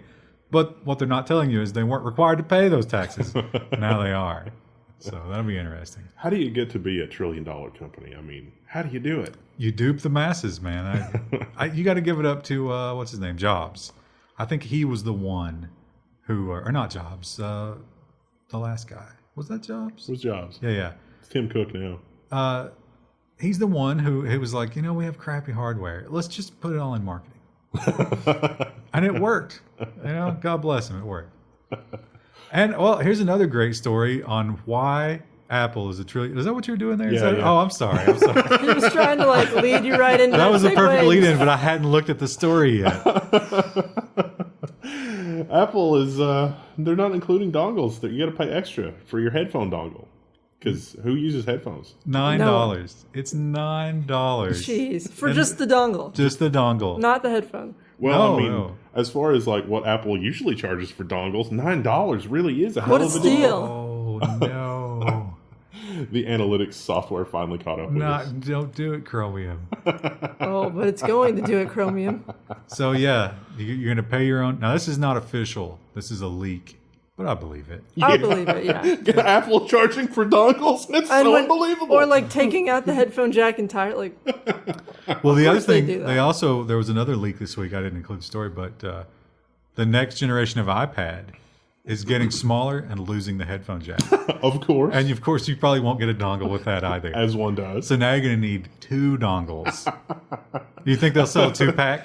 There was a... imagine going around campus like you're a college student. You have your and you just your pocket's full of dongles. You're trying to find your student ID. I It's bet- raining. I bet they'll have vending machines in the student center. Yes. Where like, but It's instead going to of cost a lot more than $9. yeah, instead of a Yeah. $9 dongle, it's an $18 dongle. But you can buy it with your student card. They will also sell a $150 pair of wireless earbuds. You should just go ahead and invest in those because it works with all your devices. But they'll sell individually a left and a right. Because people will lose the left or the right. I mean, that makes sense. That's being good for the environment, right? We should have been in marketing. So Oh, don't put that word curse on me. we've talked a lot about the lithography and the 10 nanometer buzzword We switched to here hardware. at Level 1 News. Well, that was hardware, the dongle. Well, it does. I mean, it's... That could have been Dongle is a nonsense. piece of It's so hardware. stupid. But it's Apple. I just don't think of it as hardware. I think of it as trash. So 10 nanometer, the problem with 10 nanometer is it's been elusive, should we say? And it turns out it will continue to be. It's 10 nanometer stuff is in one obscure notebook that's available in low quantities in China. And I think like Anantech or somebody's working on getting their hands on one of those, but it's still like on a boat from China or something. But 10 nanometer Cannon Lake until 2019. Intel, what's wrong with you? AMD's like really heating up the situation, and you're telling me we got to wait until 2019 to see a competitive Well, product? not 2019, holiday. Almost 2020. Yeah. So that's quarter 4 2019. You'd be lucky to get them by Thanksgiving, I bet. Something is real because on those early earnings calls with Brian Krasinich, it was like, we're just it's working, but the yields are a little low. We're really close, and now it sounds like, guys, We weren't close at all. We don't have anything. We got nothing. So that's kind of surprising. Well, by the time you get your 10 nanometer processor and you're ready to install it on you got a brand new computer, you can install Windows. Well, it might not be how you expect. Windows in the cloud. Microsoft's been trying to do this forever. This is dumb. It is dumb, but I think they'll get away with it, just like they have with the Office products they point out here. So the idea here is it's going to be a very sort of slimmed down version of Windows, and you're going to run basically a client, and the actual operating itself is going to be out there in the cloud. And not only does that lock you into a subscription plan, but it lets Microsoft do whatever they want with your actual operating system. So like trying to get rid of Cortana in the cloud, forget it. Yeah. In the cloud, Cortana is immortal. Yeah. So we've got the Level 1 Linux forums. I'm just gonna. we didn't include it, but there was also a real big kerfuffle this week around Windows updates, and there's a very respected person in the Microsoft community that wrote an open letter to Microsoft that was very, very kid gloves, and it was like, look, Windows Update has really like screwed up a bunch of stuff in the enterprise, and it's really not great, and we would like for you to like have a better testing team and make sure Windows Update doesn't screw everything up. Please consider us in the future. Microsoft's response to that was honestly kind of condescending. And if that's where we're going with this Windows in the cloud, just kill it with fire now. That, I believe, I don't know what category you put that in, but that is here? I think it's in security. I think that's where you put that. Oh, okay. Well, we'll cover that when we get to security. But that's really, really exciting because this Windows as a cloud thing is just, it's going to be more of the same. Like Microsoft has completely lost sight of what their customers want. Windows has turned into a marketing platform. But that's what they talked about doing, remember? Yeah, they're like, we It's all can part of make the so much plan. money. And it's like... And, we talked about 10 nanometer. Remember that last Intel call? They were like, we're looking to get away from CPUs. We want to get into this whole software as a service cloud type of deal. That was the big emphasis at Computex, was like AI and services and setting up a developer program. Intel is like, hey, if you're a rockstar developer and you got a really amazing idea, sign up for our thing. We'll hire you and give you millions of dollars if your app makes tens of millions of dollars. Well, Microsoft is also moving in some new directions in the hardware world. And so the Surface, I think, is, when you're talking about tablets, if you don't care about price and you want a really badass tablet, the Surface is the way to go. But they're like, well, how about we dumb it down a bunch And make it cheaper. and sell that for a much cheaper price? And so now we have the Surface Go. There were a lot of reviews on the Surface Go. I think this launched Friday, and they made sure that all the major tech publications had one. And the reviews on it are extremely mixed. We didn't get one. We don't matter, which is fine. But one thing they all agree on is it's super, super slow. It's a Pentium. It doesn't even turbo, which is funny. You know it's like the GPD Win 2. It's like an Indiegogo laptop. Its CPU's better and turbos, which is funny because that's like an indie hardware thing. But it is fanless and it's small, so it's kind of trying to compete with the iPad, I guess. It's got the fancy touch screen thing because Windows. And for $500, a lot of places said they liked it. I don't think I would ever go for that. The problem with Windows on a tablet like that is that it doesn't instantly turn on and off, and the battery life is always garbage. Battery life is garbage on all the Surfaces. But maybe if that's your thing, if you're looking for... a lot of places were like, web browsing and email was fine. They tried to play Civ. It was 3 frames per second. That'd be a little rough. I didn't even have to run that benchmark to tell you how fast that would run. So it's not going to be much of a gaming platform. But you know what might be the next big gaming platform? This could go under The nonsense. Tesla dashboard. The Tesla dashboard. They're adding the Atari games. I can't believe they got clearance to do that. Well, and I can't believe, who asked for this? Did we not? Like, it's been a while since we had a story about people misusing autopilot. How long before Level 1 News covers someone is in an accident because they were playing Atari while the car was in motion? Well, these will not I'd say run. instantly. These will not run while the car is in motion. So at least there's somebody's that. going to hack it or Yeah, I was something. going to But say, now- there's going to be directions online somewhere. You know what? One way that this is sort of revolutionary is you've got this. How people build their own racing wheel setups with everything. You've already got it. There it is. So why not? Why not play driving games on this little screen here? Now you might need a gear shift for the better driving games. Somewhere on YouTube, there is a guy that modified. He's got the original Tesla, and he modified it to use the controls with his computer somehow. And those it's are amazing video. Those controls are all fly-by-wire. Yeah. So you don't have to worry about flooding the engine or anything.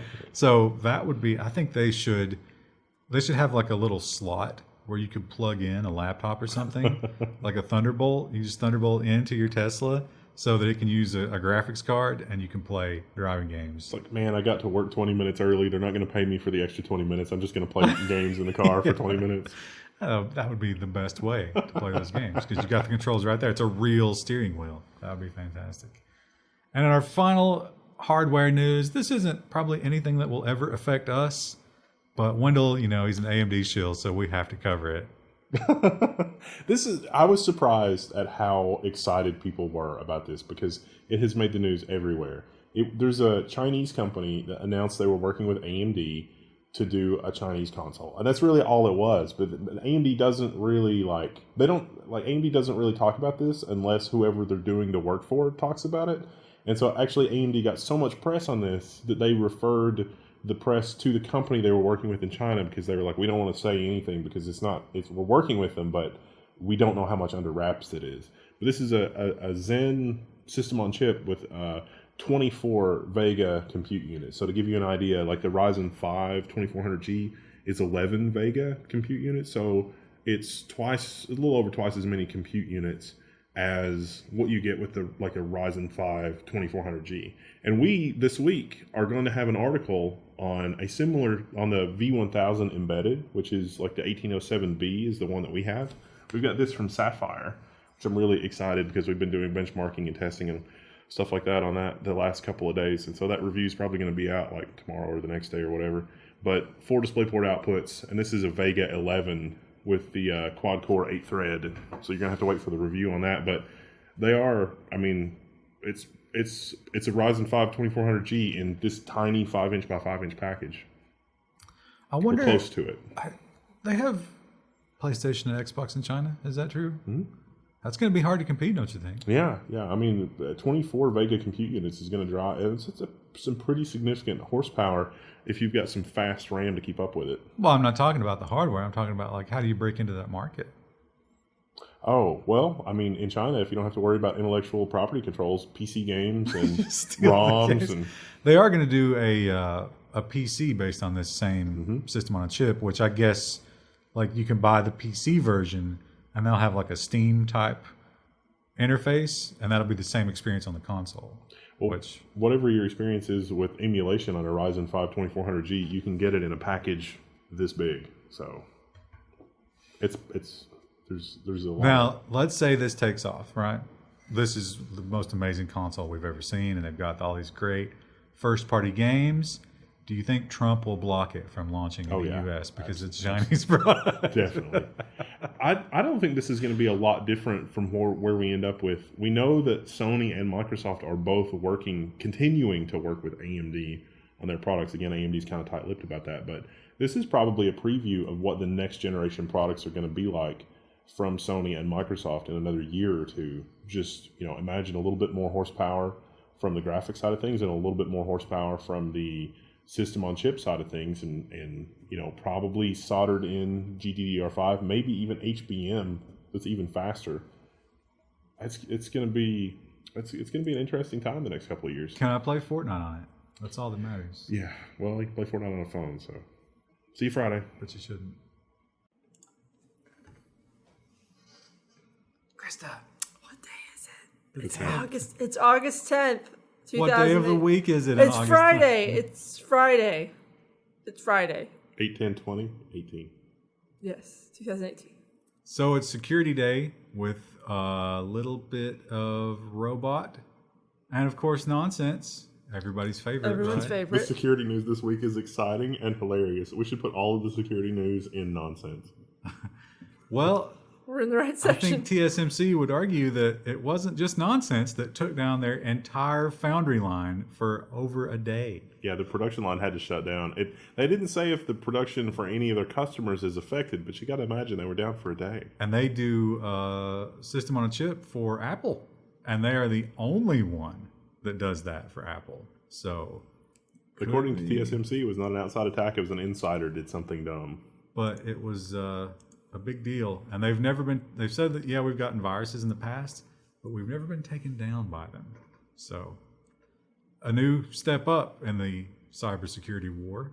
I'm sure it's not the last we'll see of this kind of news. Woo. We've also got a Tesla story in the security section. Now this is disgusting.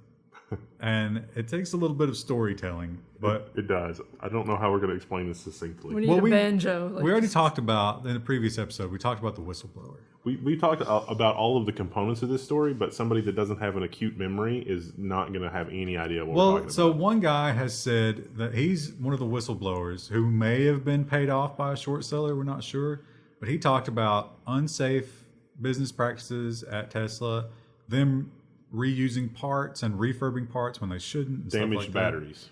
That. Yeah, patching, like duct taping the battery cells and just throwing them in there and stuff like that. Musk has personally gone to war with this guy on Twitter. Like, they go back and forth. He said that this guy was somebody that was dismissed and is not credible and has no idea what he's talking about. So that's the background of this story. But what happened here is really the terrifying part. So this guy and Musk, they actually communicate directly to one another. They email one another. They fight on Twitter. So they're, on speaking terms, as it were. Well, they did before the lawyers got involved. Yeah, the lawyers were like, you guys have to stop. So someone at Tesla, and you have to assume this probably came from the top, decided that this guy might be a threat, that he maybe had said some threatening things. Musk also said some threatening things to him. So it went both ways. So their way of dealing with that was to call the cops and be like, this guy's dangerous. But somehow through the telephone game, it went from, we're worried that this guy might do something, to active shooter. Yeah. So the SWAT team showed up at Tesla, and the stories from Tesla were No, different. they tracked this dude down. The sheriffs tracked this guy down. Well, there was a female calling in saying something, and then it was a male caller, and like the details were just getting completely muddied. The police report, which I think is what you're talking about, was they tracked the guy down. He doesn't have a gun. He's not a threat, and he was sobbing openly that it had come to this. Yeah. And the lawyer for that guy is arguing, and I kind of have to agree with him, this is not wildly different than swatting. Yeah. Because this guy never had a gun. He never made any of these threats. The police report was deleted somehow. Of course. Yeah, that's not supposed to happen. So they are actually going to sue on the grounds that, this is just like swatting. You told law enforcement something that was false and made them waste guns resources. Drawn, yeah, go down on an innocent man and, rustle him up and all that kind of stuff. So it's going to be very interesting to see how this plays out. I wonder how this is going to affect the stock price. Go up, I guess. Yeah. Everything else. There's probably people on Reddit defending him already. Tesla, that is, or Elon Musk. Well, they will in these comments too. Well, the weekly tradition, we've always got one, right? The leaky AWS. A bucket. And here we go. So this is exciting. So the headline is millions of U.S. voter records exposed to robocall company RoboSense poorly configured AWS. But when you dig into the story, it's not voter records. This is the master database where they've taken voter records and married it to commercial history, income, preferences, and just a whole, the most insidious thing that you could possibly think of is what was leaked here. They had even weird notes about whether or not you might be depressed, whether you owned a gun, and just because these marketing companies have such deep records on everybody. Yeah. And it was the AWS bucket with no password. This is not a hack. Their first response was, "Oh yeah, that's old data." It's like, but it is accurate. I'm pretty sure your NASCAR preferences haven't changed all that much in the last few years, which is one of the examples. Well, you probably support a different driver, right? That's now these next two stories go together, and I'm out of order, but I'm going to fix it. So this is a terrifying thing. I had not previously heard about this. So this is SIM hijacking.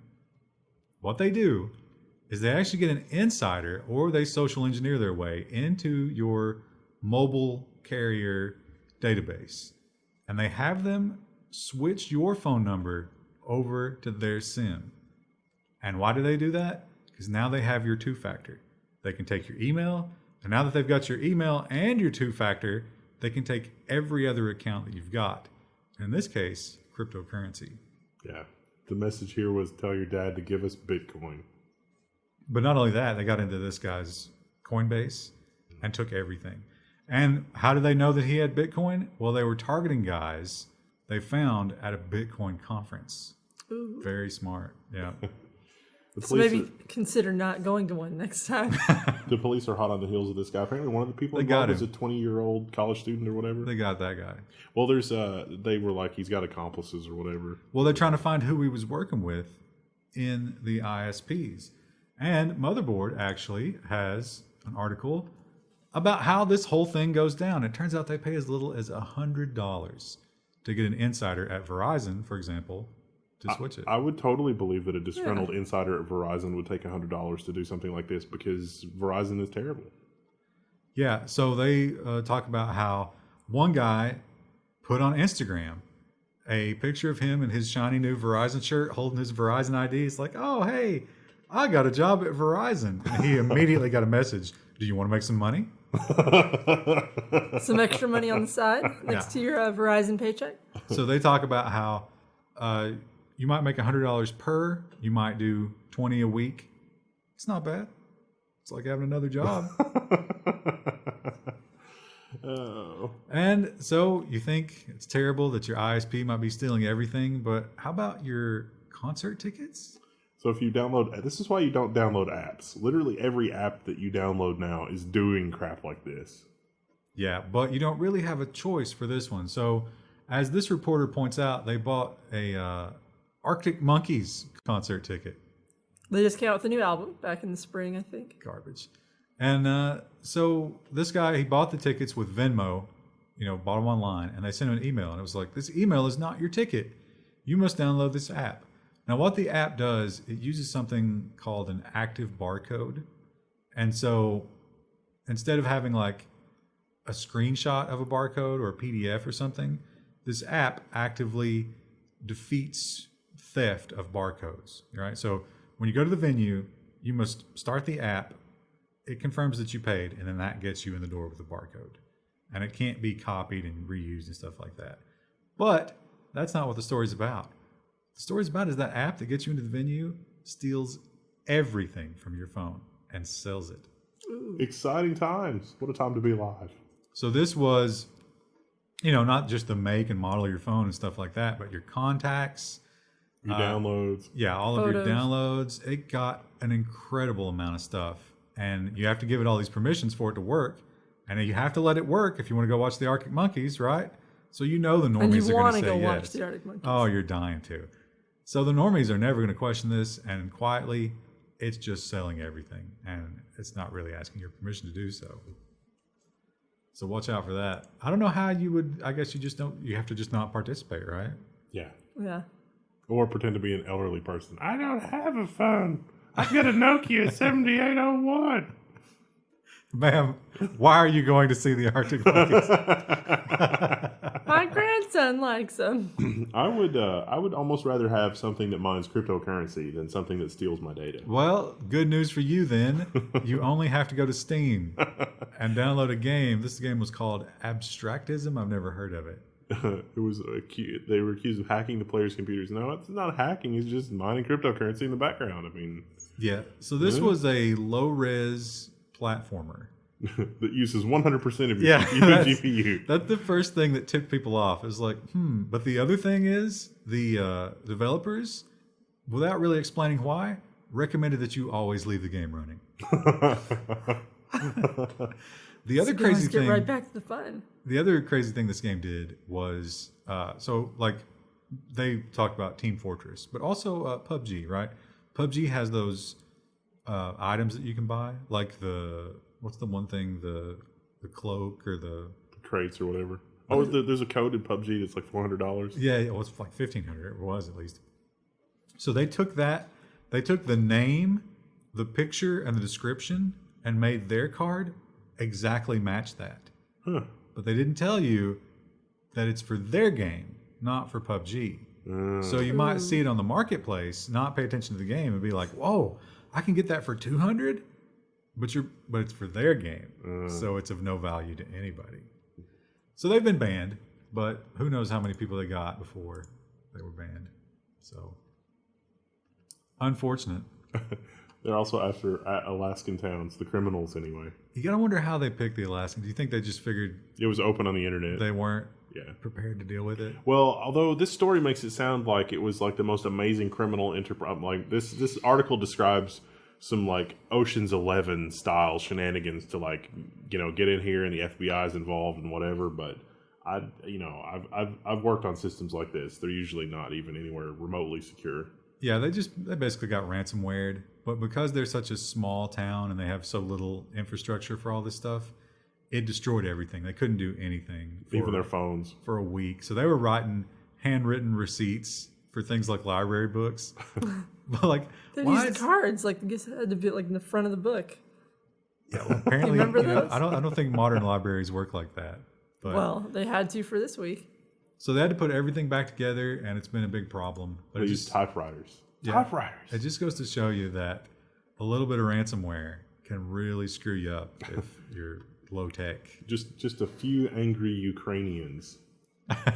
And that is a lead in for our next story before you posted an angry comment, because the U.S. has charged 3 Ukrainians in a payment card hacking, whatever. Yeah, this had to do with stealing credit cards and the ATM dump that we've covered in recent weeks. These guys were real good at that. They caught this guy at the airport, and he had like head to toe Gucci. He had just been shopping. Pro criminal tip. Before you flee the country, don't deck yourself out in thousands of dollars worth of stolen gear. Well, I guess it's not stolen. Not stolen, but bought with stolen money. Purchased with illegal money. So you got to watch out for that. But yeah, we got him. They're going to go on trial. He bonded out. You got to think he bonded out with the stolen money, right? Yeah. That's interesting. Just doubling down. Also, pro criminal tip: don't steal power plant technology. Well, what's funny about this guy is he worked for GE. Now we talk. Well, who did the last guy steal from? Remember there was a story about that a couple weeks ago. They got him at the airport too. It was AI stuff, wasn't it? I think it may be. It was self-driving stuff. Yeah. But this guy worked for GE, and he was stealing turbine technology for nuclear power. But what this guy did, he operated his own turbine research company, and nobody at GE thought that was a bad idea that he'd be allowed to work there. But the other guy, remember, he was really bad at it. He brought in his wife's laptop, and they were like, "Oh, it was Apple and self-driving cars or something." For some reason, Zhang all of a sudden is downloading everything on the research database. That's weird. Don't worry about it. But this guy was really smart. He embedded all of the code into an image and emailed that to his other company's email address to make it impossible to search via text. Right. So as smart as he was, GE apparently has the pieces in place to detect that, and they did, and he will be probably doing some time. Oops. And he's I don't know if he's Chinese national, but he's of Chinese descent. So that makes them extra critical of him stealing nuclear power. Well, it's no wonder the DoD's getting paranoid and putting all this software on the do not buy list and being weird about people looking at stuff.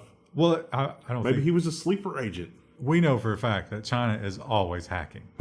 I mean, I like how we completely unironically are we are never hacking, but everybody is always trying to hack us, and it's we are hacking the crap out of stuff. Oh, absolutely, yeah. Well, they're hacking us. The NSA, they're hacking us. So of course, how could they not be hacking China? Circle hack. We're just hacking each other.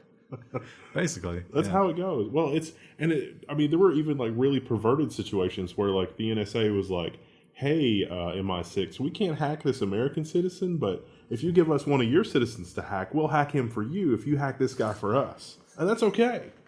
That is actually a thing. It's like playground rules. You know what? I think one American hack is worth 2 Euro hacks.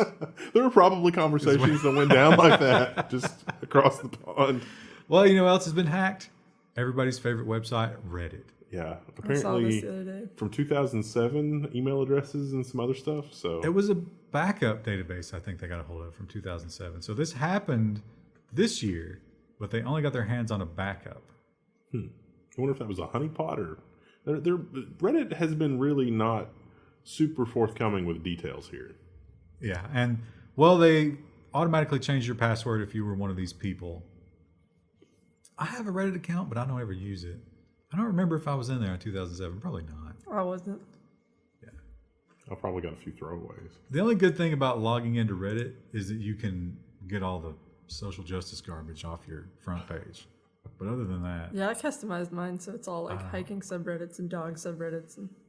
Well, we talked about America getting their own version of GDPR, and that's kind of a mixed bag. GDPR is good, and it's also bad, but I think in this situation, this is like a feel-good GDPR story. And it's also a tweet, which we don't often feature tweets and stories, but this one was a good one. There's going to be stories about this tweet next week, or they're by the time, because this is Friday, there probably already are stories. By the time we're recording this, there's not really a better source for this. So you can kind of see. I mean, this is a picture that's not a great resolution, but this is just a tiny screenshot of everything that Spotify had recorded about this guy.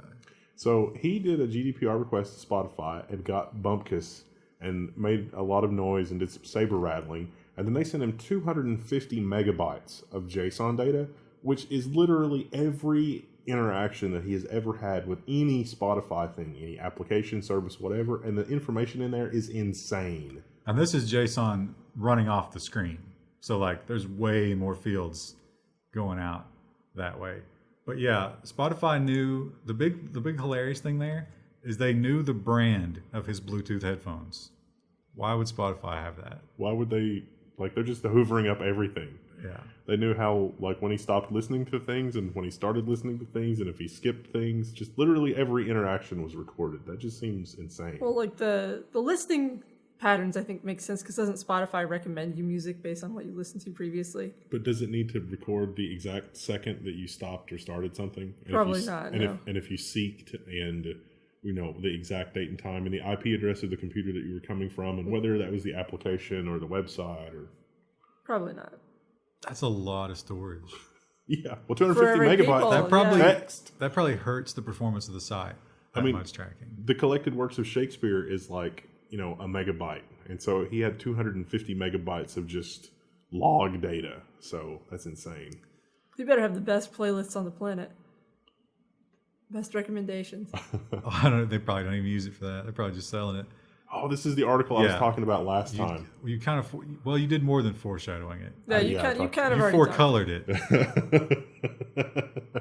Windows 10's buggy updates. Our patching is simple. Like, this is being covered by ZDNet, but what's being covered here is there is a prominent member of the Windows community that arguably has done a lot of good in the past, and she wrote an open letter to Microsoft that's like, hey, we work in the enterprise, we got some problems, runs a prominent Windows update forum, all this kind of stuff.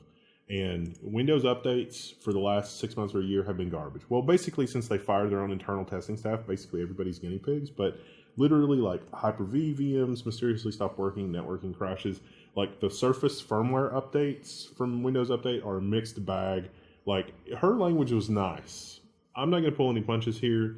It's garbage, and it's stuff that should have been caught in like super early testing. Embrace your inner me. Oh, it is super frustrating when you've got a fleet of machines and like there's a 40% chance that this emergency Windows Update is going to create some kind of a situation on that machine, unless everything is just so. And Microsoft responded to that in sort of a condescending way, and I really just want to kill everyone.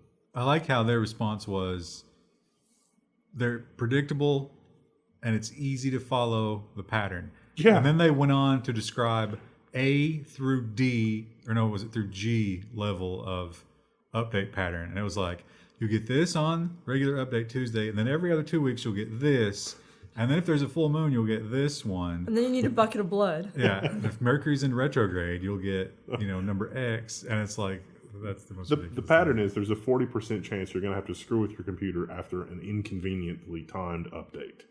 I like how they also blame the user. Yeah. For it's like, well, we have to do this because the user can't be trusted to update. And maybe it's you've conditioned them. Because the updates are going to break stuff. Yeah, every time you update, it breaks everything. So they don't want things to break, so they don't update. My favorite feature of the updates is when it resets my preferences. Cortana must come back. She must rise. She can't be stopped. Even just things like auto-hiding the start bar. Auto-hiding the start bar has the start bar disappears unless there's an alert and then it pops up. That has been just garbage and broken for the better part of a year on dozens of machines. Well, it's robot time. You've waited for it, and here it is. And what kind of robots will we start with? Walmart robots. We talked about these before. There's a video. Yeah, well, this is, did we talk about these? These are new. This is where Walmart is going to shuttle grocery items to the packers who are packing your online pickup orders. Woo! Less human interaction. All right. So these are kind of just basically automated grocery carts that go and get your items for you. They talk about all of the shelf-stable and frozen grocery items. Everything but produce will be used by these guys. I want to see how these robots cope with the morbidly obese lady on the scooter. No, they're not in the store. So there's going to be another piece added on. Walmart. Yeah, they're going to build the robot center, and they have their own items that they're pulling from. Like an IKEA warehouse. There's the showroom, then there's the IKEA warehouse. I would pay Walmart extra to use that Walmart instead of the public Walmart. The robot Walmart. They're much friendlier. That would be great. You could do like a Sam's Club type subscription. Well, Club. I think how I would admit you into the program is not only do you have to pay extra, but there has to be, like, you're given a grocery list and you're given so much time to complete the grocery list. And if you take too much time, you're not allowed in. But see, that they want you to spend as much time as possible in the store because then you'll buy more stuff. garbage. That's why they rearrange it every other week.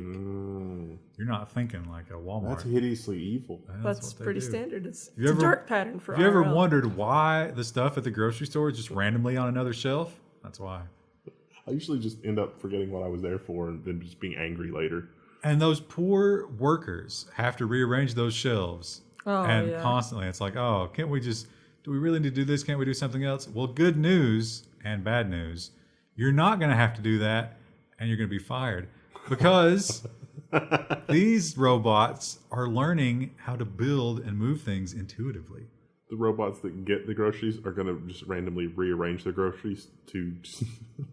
So we're literally going to have the Costco from Idiocracy, where people are just lost inside Walmart because they can't find anything.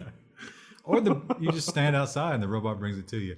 So these robots are cool because they are building with Legos. And you might think, well, what do we really need robots to build with Legos? That doesn't accomplish anything. Stepping stone. But what they're really doing is they're not teaching these robots. They're trying to design them to learn on their own how to build things with Legos and brick building.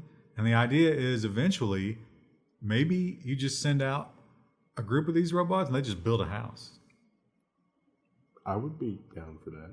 I would like to have it inspected before moving in. But I would be down for it. Well, we'll have a robot inspector. Is it so I guess it depends on who owns the company. I mean, if it's, a Bob Vila derived company, I would be cool with his robots building my house. But if it's like Jeff Bezos, like the cheapest build ever building my house, then I would not be comfortable with that. I think Bob Vila would shoot himself in the eye with a nail gun before he let a robot build a house.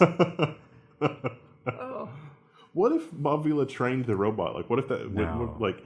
If he's so against robots, this would be a great movie.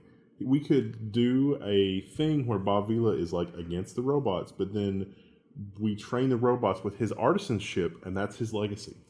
How about Bob Vila versus the robots? Right? Like Battle He Royale. shoots them.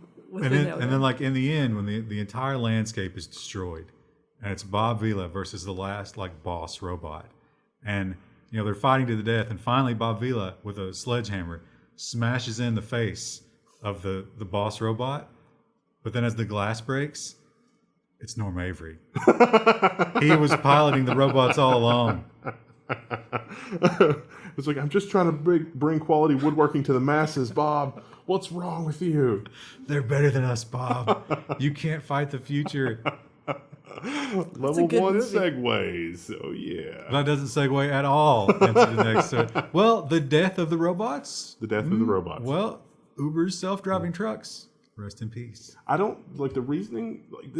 Something Uber's not telling us something here, because Uber's saying the self-driving cars have to die so that we can work on self-driving cars Self-driving trucks. or self-driving Yeah. trucks. Yeah, and that doesn't make any sense at all. Well, the trucks aren't working out the way they expected. We always talked about, the range and the negotiation of trucks have to park themselves. All that's much more complicated than just driving a car. Also, those turns. Yeah. You ever see, it drives me crazy when the trucker's turning right, but he takes up both turning lanes because he can't make the right turn. You're an asshole if you do that.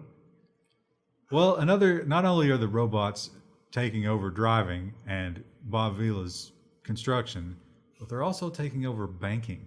It turns out all those number pushers that we've all thought were useless, they're useless.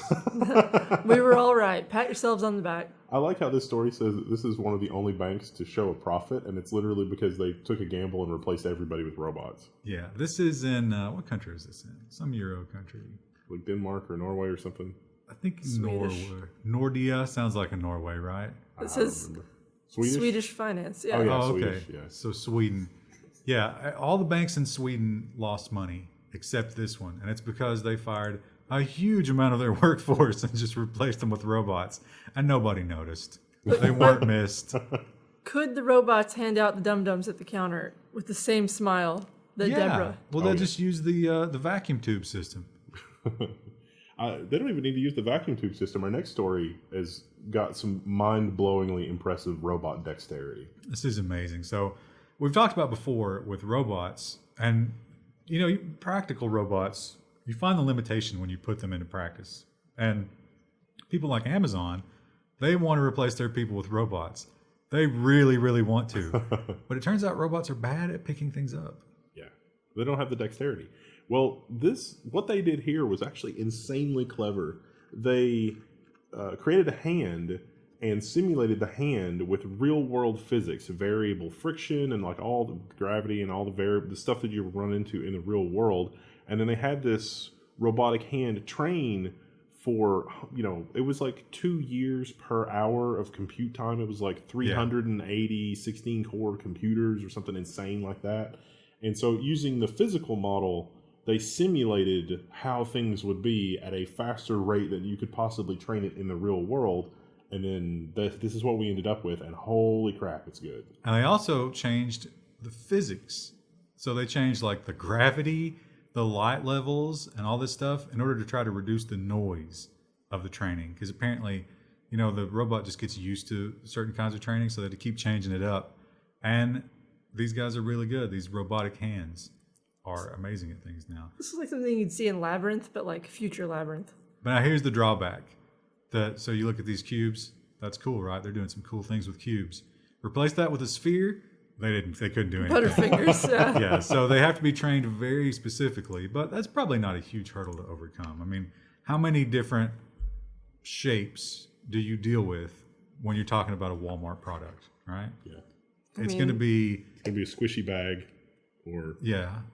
That's a box. Rectangle. That's that's fine. I think that it'll be harder than you think. They also did it without any real tactile feedback from the hands. I think that was like a footnote or kind of mentioned in the article. Like there wasn't really a lot of sensors in the hand. They were doing it almost entirely visually with the camera, and then with the physics simulation. So like the robot was calculating like what it should be feeling based on what it was seeing, which is kind of an interesting way of handling that as well.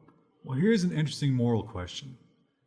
Once you've chosen a side in the Bob Vila robot war, will you be able to strike down your robot opponents with the dispassionate way that you think you will? Or will you feel that sense of remorse right before crushing their tiny robot heads?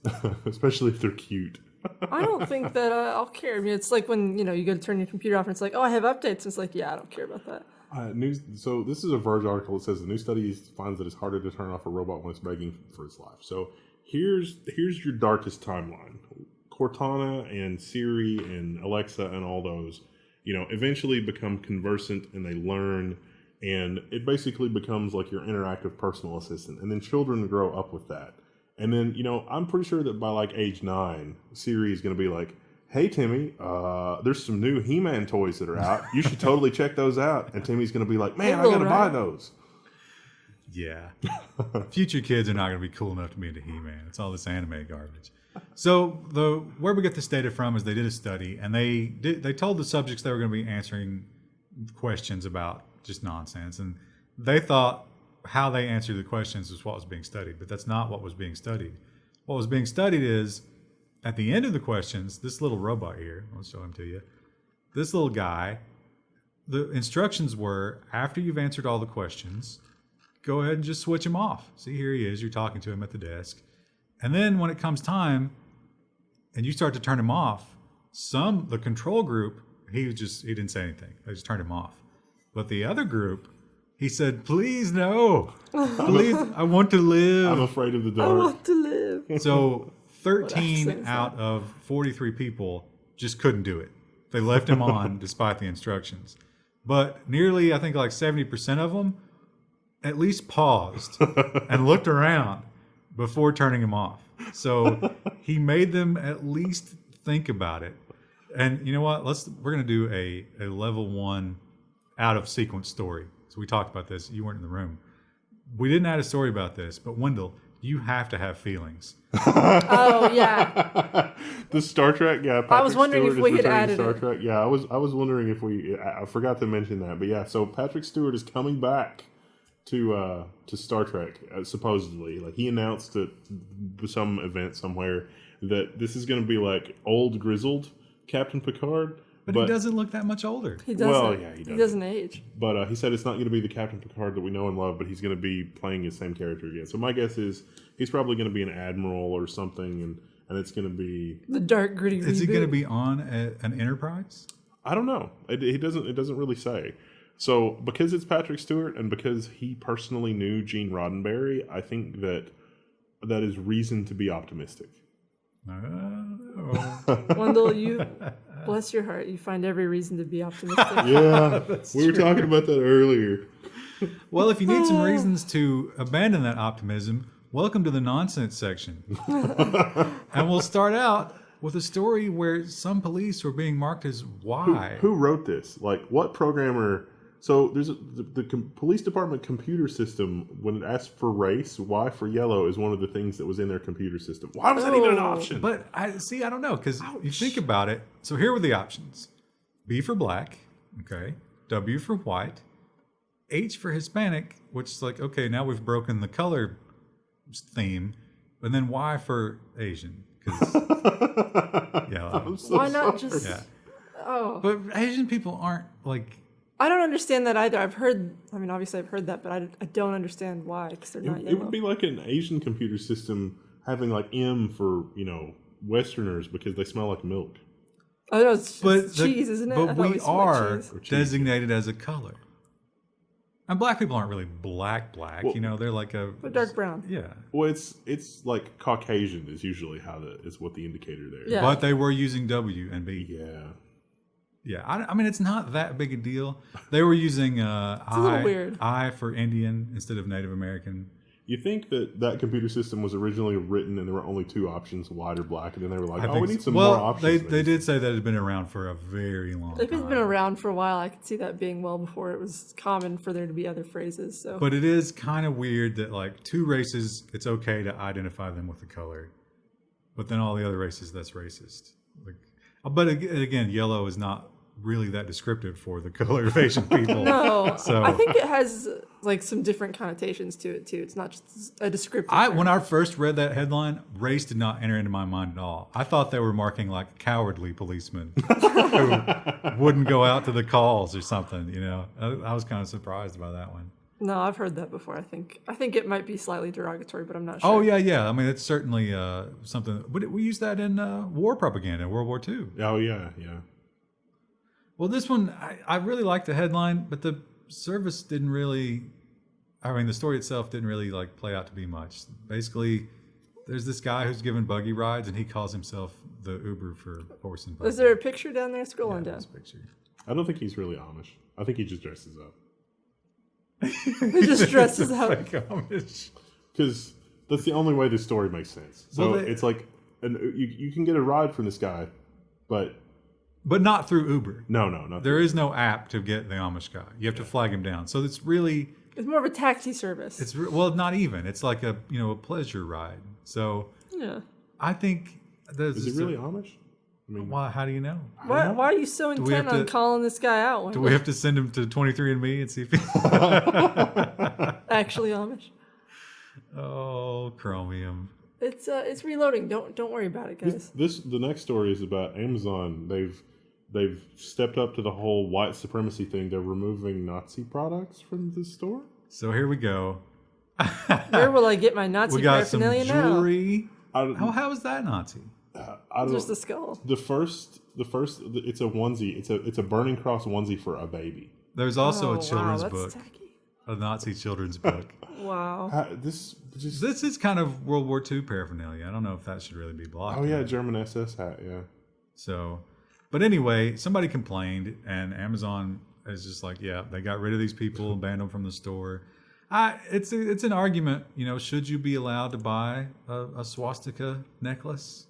That market is just going to move to Etsy now. Handmade items. I don't know. I suppose that it's up to Amazon what they sell, so you can't argue with them taking a product down no matter why. It's a product so distasteful it outrages other people. Well, that's real hard to outrage people in the modern world.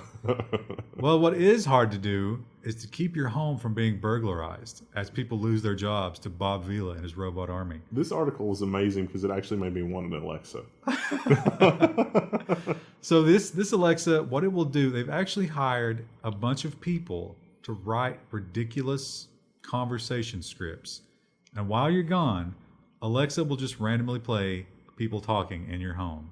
But they're comedic. They're amazing. There's some in the article, like I can't even, if you scroll to it, I'll try to read one because it's the most absurd conversations that you could ever imagine. So like we're talking like the writers for It's Always Sunny in Philadelphia and other TV shows like that just came up with the most completely ridiculous scenarios. And sometimes it's like a parent and child. Sometimes it's like couple arguing while trying to watch TV and just crazy stuff like that. And it sounds like the funniest thing ever. I wonder if it would actually be effective, though, because don't usually burglars will case a joint first and like make sure that there's no one home before. I mean, pro criminal tip, if you hear conversations like this coming from the inside of a house, I would, and I can like understand what was being said. There is no way that I would think that that's any kind of pre-recorded anything.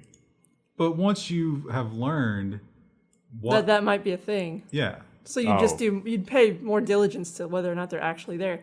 It's like you'd look for cars, that kind of thing. Pro criminal tip, subscribe to the Alexa developer blog to learn about news. Or just get your own Alexa and learn them. Yeah. And then not only are you able to, know when you're hearing that, but you can just go and listen to houses and be like, oh, nobody's home. Well, it's a lot of times, my family's real weird, but where they don't post like vacation information because they don't want anyone to know that they're not home. That's smart. Yeah. Now this article, this is a sensitive subject. I wasn't sure how we could cover this without being demonetized. Well, we're not going to say it. Yeah. And this is a video. It'll be on the screen, but the title doesn't have anything to do with it. But anyway, I want to do a quick follow up to this. First, we'll just do the story. So this, you can see it's circled right there. In case you couldn't see the bright red circle on the screen. This is a randomly generated password, supposedly. Right. So this is a password recovery. This woman, who was a woman of color. There you go. And she got this randomly generated password, and there's a lot of... She is freaking out. A lot of outrage. A lot. But of course, now here's what I want to do.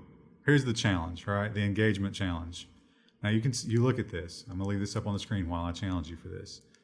So we're gonna assume some rules about this. First of all, we assume that it's 8 characters, right?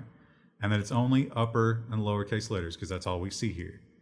So I want you, the audience, statistically, what are the odds that an 8-character upper and lowercase... Oh, come on, Chromium. Chromium is like, no, this is not allowed. Now we got to watch the ad again. No, it's back. Pause it. No. We were so close. Anyway, 8 characters, upper, lowercase, are your only options. What's the possibility of getting this randomly generated? Now you got to remember, 8 characters, 3 characters don't matter. 4 starting positions.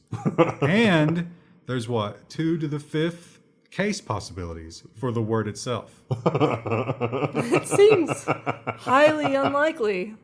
She should probably get a lottery ticket, but it's not going to be like for the Mega Millions lottery ticket. It's probably going to be like for $100. Yeah. I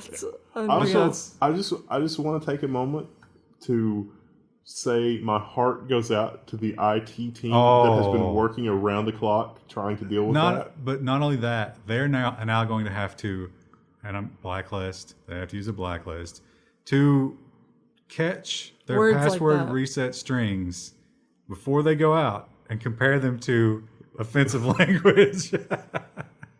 Is that not so I don't know a whole lot about it. Is that not common practice? You normally would, because the odds are so low. Yeah. Well, we've had issues, I know, before in the past where we've had clients give us... We've been on the receiving end of stuff like that. Well, it was a list of usernames that were supposed to be banned, and like that list, absolutely hilarious. Well, we were dealing with high school students. Yeah. But also, they probably should just sprinkle in extended characters. Yeah. Because that makes it way less likely to get... Or just get rid of vowels. Or make that's true, you get rid of vowels. Or make every 3rd character an extended character, because then you don't have any 2-letter words to worry about. Yeah. Sometimes I've seen algorithms in the past that will sprinkle vowels in deliberately to try to make something that's kind of pronounceable in hopes that it would be memorable. And you get those algorithms are much more likely to come up with unfortunate things. Much, much more likely to randomly come up with unfortunate words. It's good that this iteration came up with the A version and not the ER version. Oh, yeah. Because the ER version, while less likely, would be much worse. Engagement bonus round. How much more unlikely is that? and then if you go ERS, and then you have one extra character. That one is Mega Millions lottery territory. And then if you had an exclamation point as one of the possibilities. Also knowing she needs to buy all the lotto tickets if she's getting that. Well, selfies. We talk about selfies from time to time, and they're disgusting, but they don't really damage anything, do they? I wasn't going along with this farmer guy. Like, so this guy, he grows sunflowers, and it's picturesque and beautiful.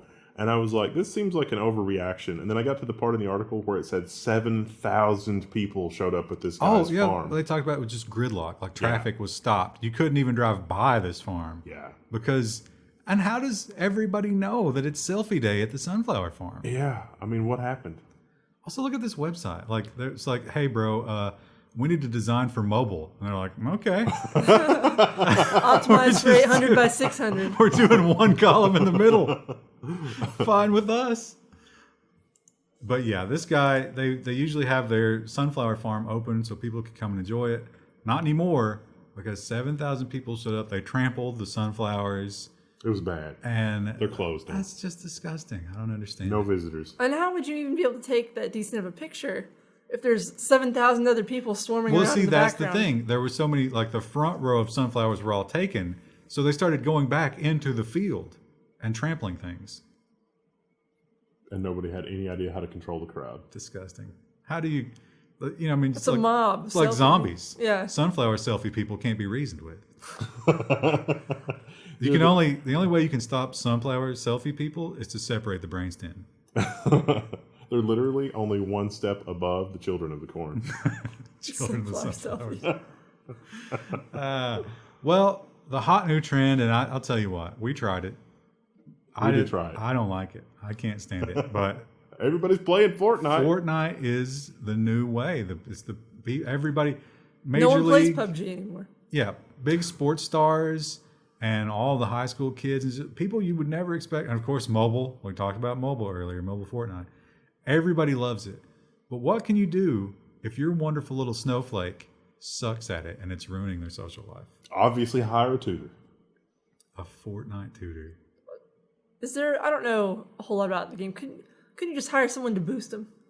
Like Overwatch boosting. What kind of message is that for your children? Well, I mean, what kind of message are you sending if you're paying a tutor? All right, now relax your wrist. Now snap to his head. But yeah, you can get a Fortnite tutor. They don't really talk about how much you might expect to pay for that. Like, how much an hour would you pay for Fortnite tutoring? Game tutoring? None. Nothing. No. What do you just practice. What do you think these people? You just play on your off time. I don't know. You think it's like 10 an hour? Maybe. Something like that. Maybe somebody in the chat can tell us. Somebody that's hired a Fortnite tutor. Or is a Fortnite tutor. And also, do you think they vet them? It's like, hey, let me see your KDR. One thing that I thought might be a fun thing to write is because, like, with Battlegrounds, depending on what weapon you have and what scope you have, the amount of time it takes to do things is different. And like the amount of time from the time you click to the time it fires the first shot varies a little bit. Is to create a simulator where you can just practice accuracy in the simulator. That's a different piece of software, so that you could get more accurate within that game, other than through hours and hours of gameplay. Because a lot of time in Battlegrounds is wasted. A lot of games will give you a shooting range for that, but Battlegrounds doesn't. No. Overwatch does. Does Fortnite? I don't know about Fortnite. It might. But Fortnite has much different gun mechanics. Yeah. So it's not about accuracy. It's more, dumbed down. That's why everybody loves it. The last story of the week is... Oh. I mean, I want to laugh, but it's actually horrible. It is...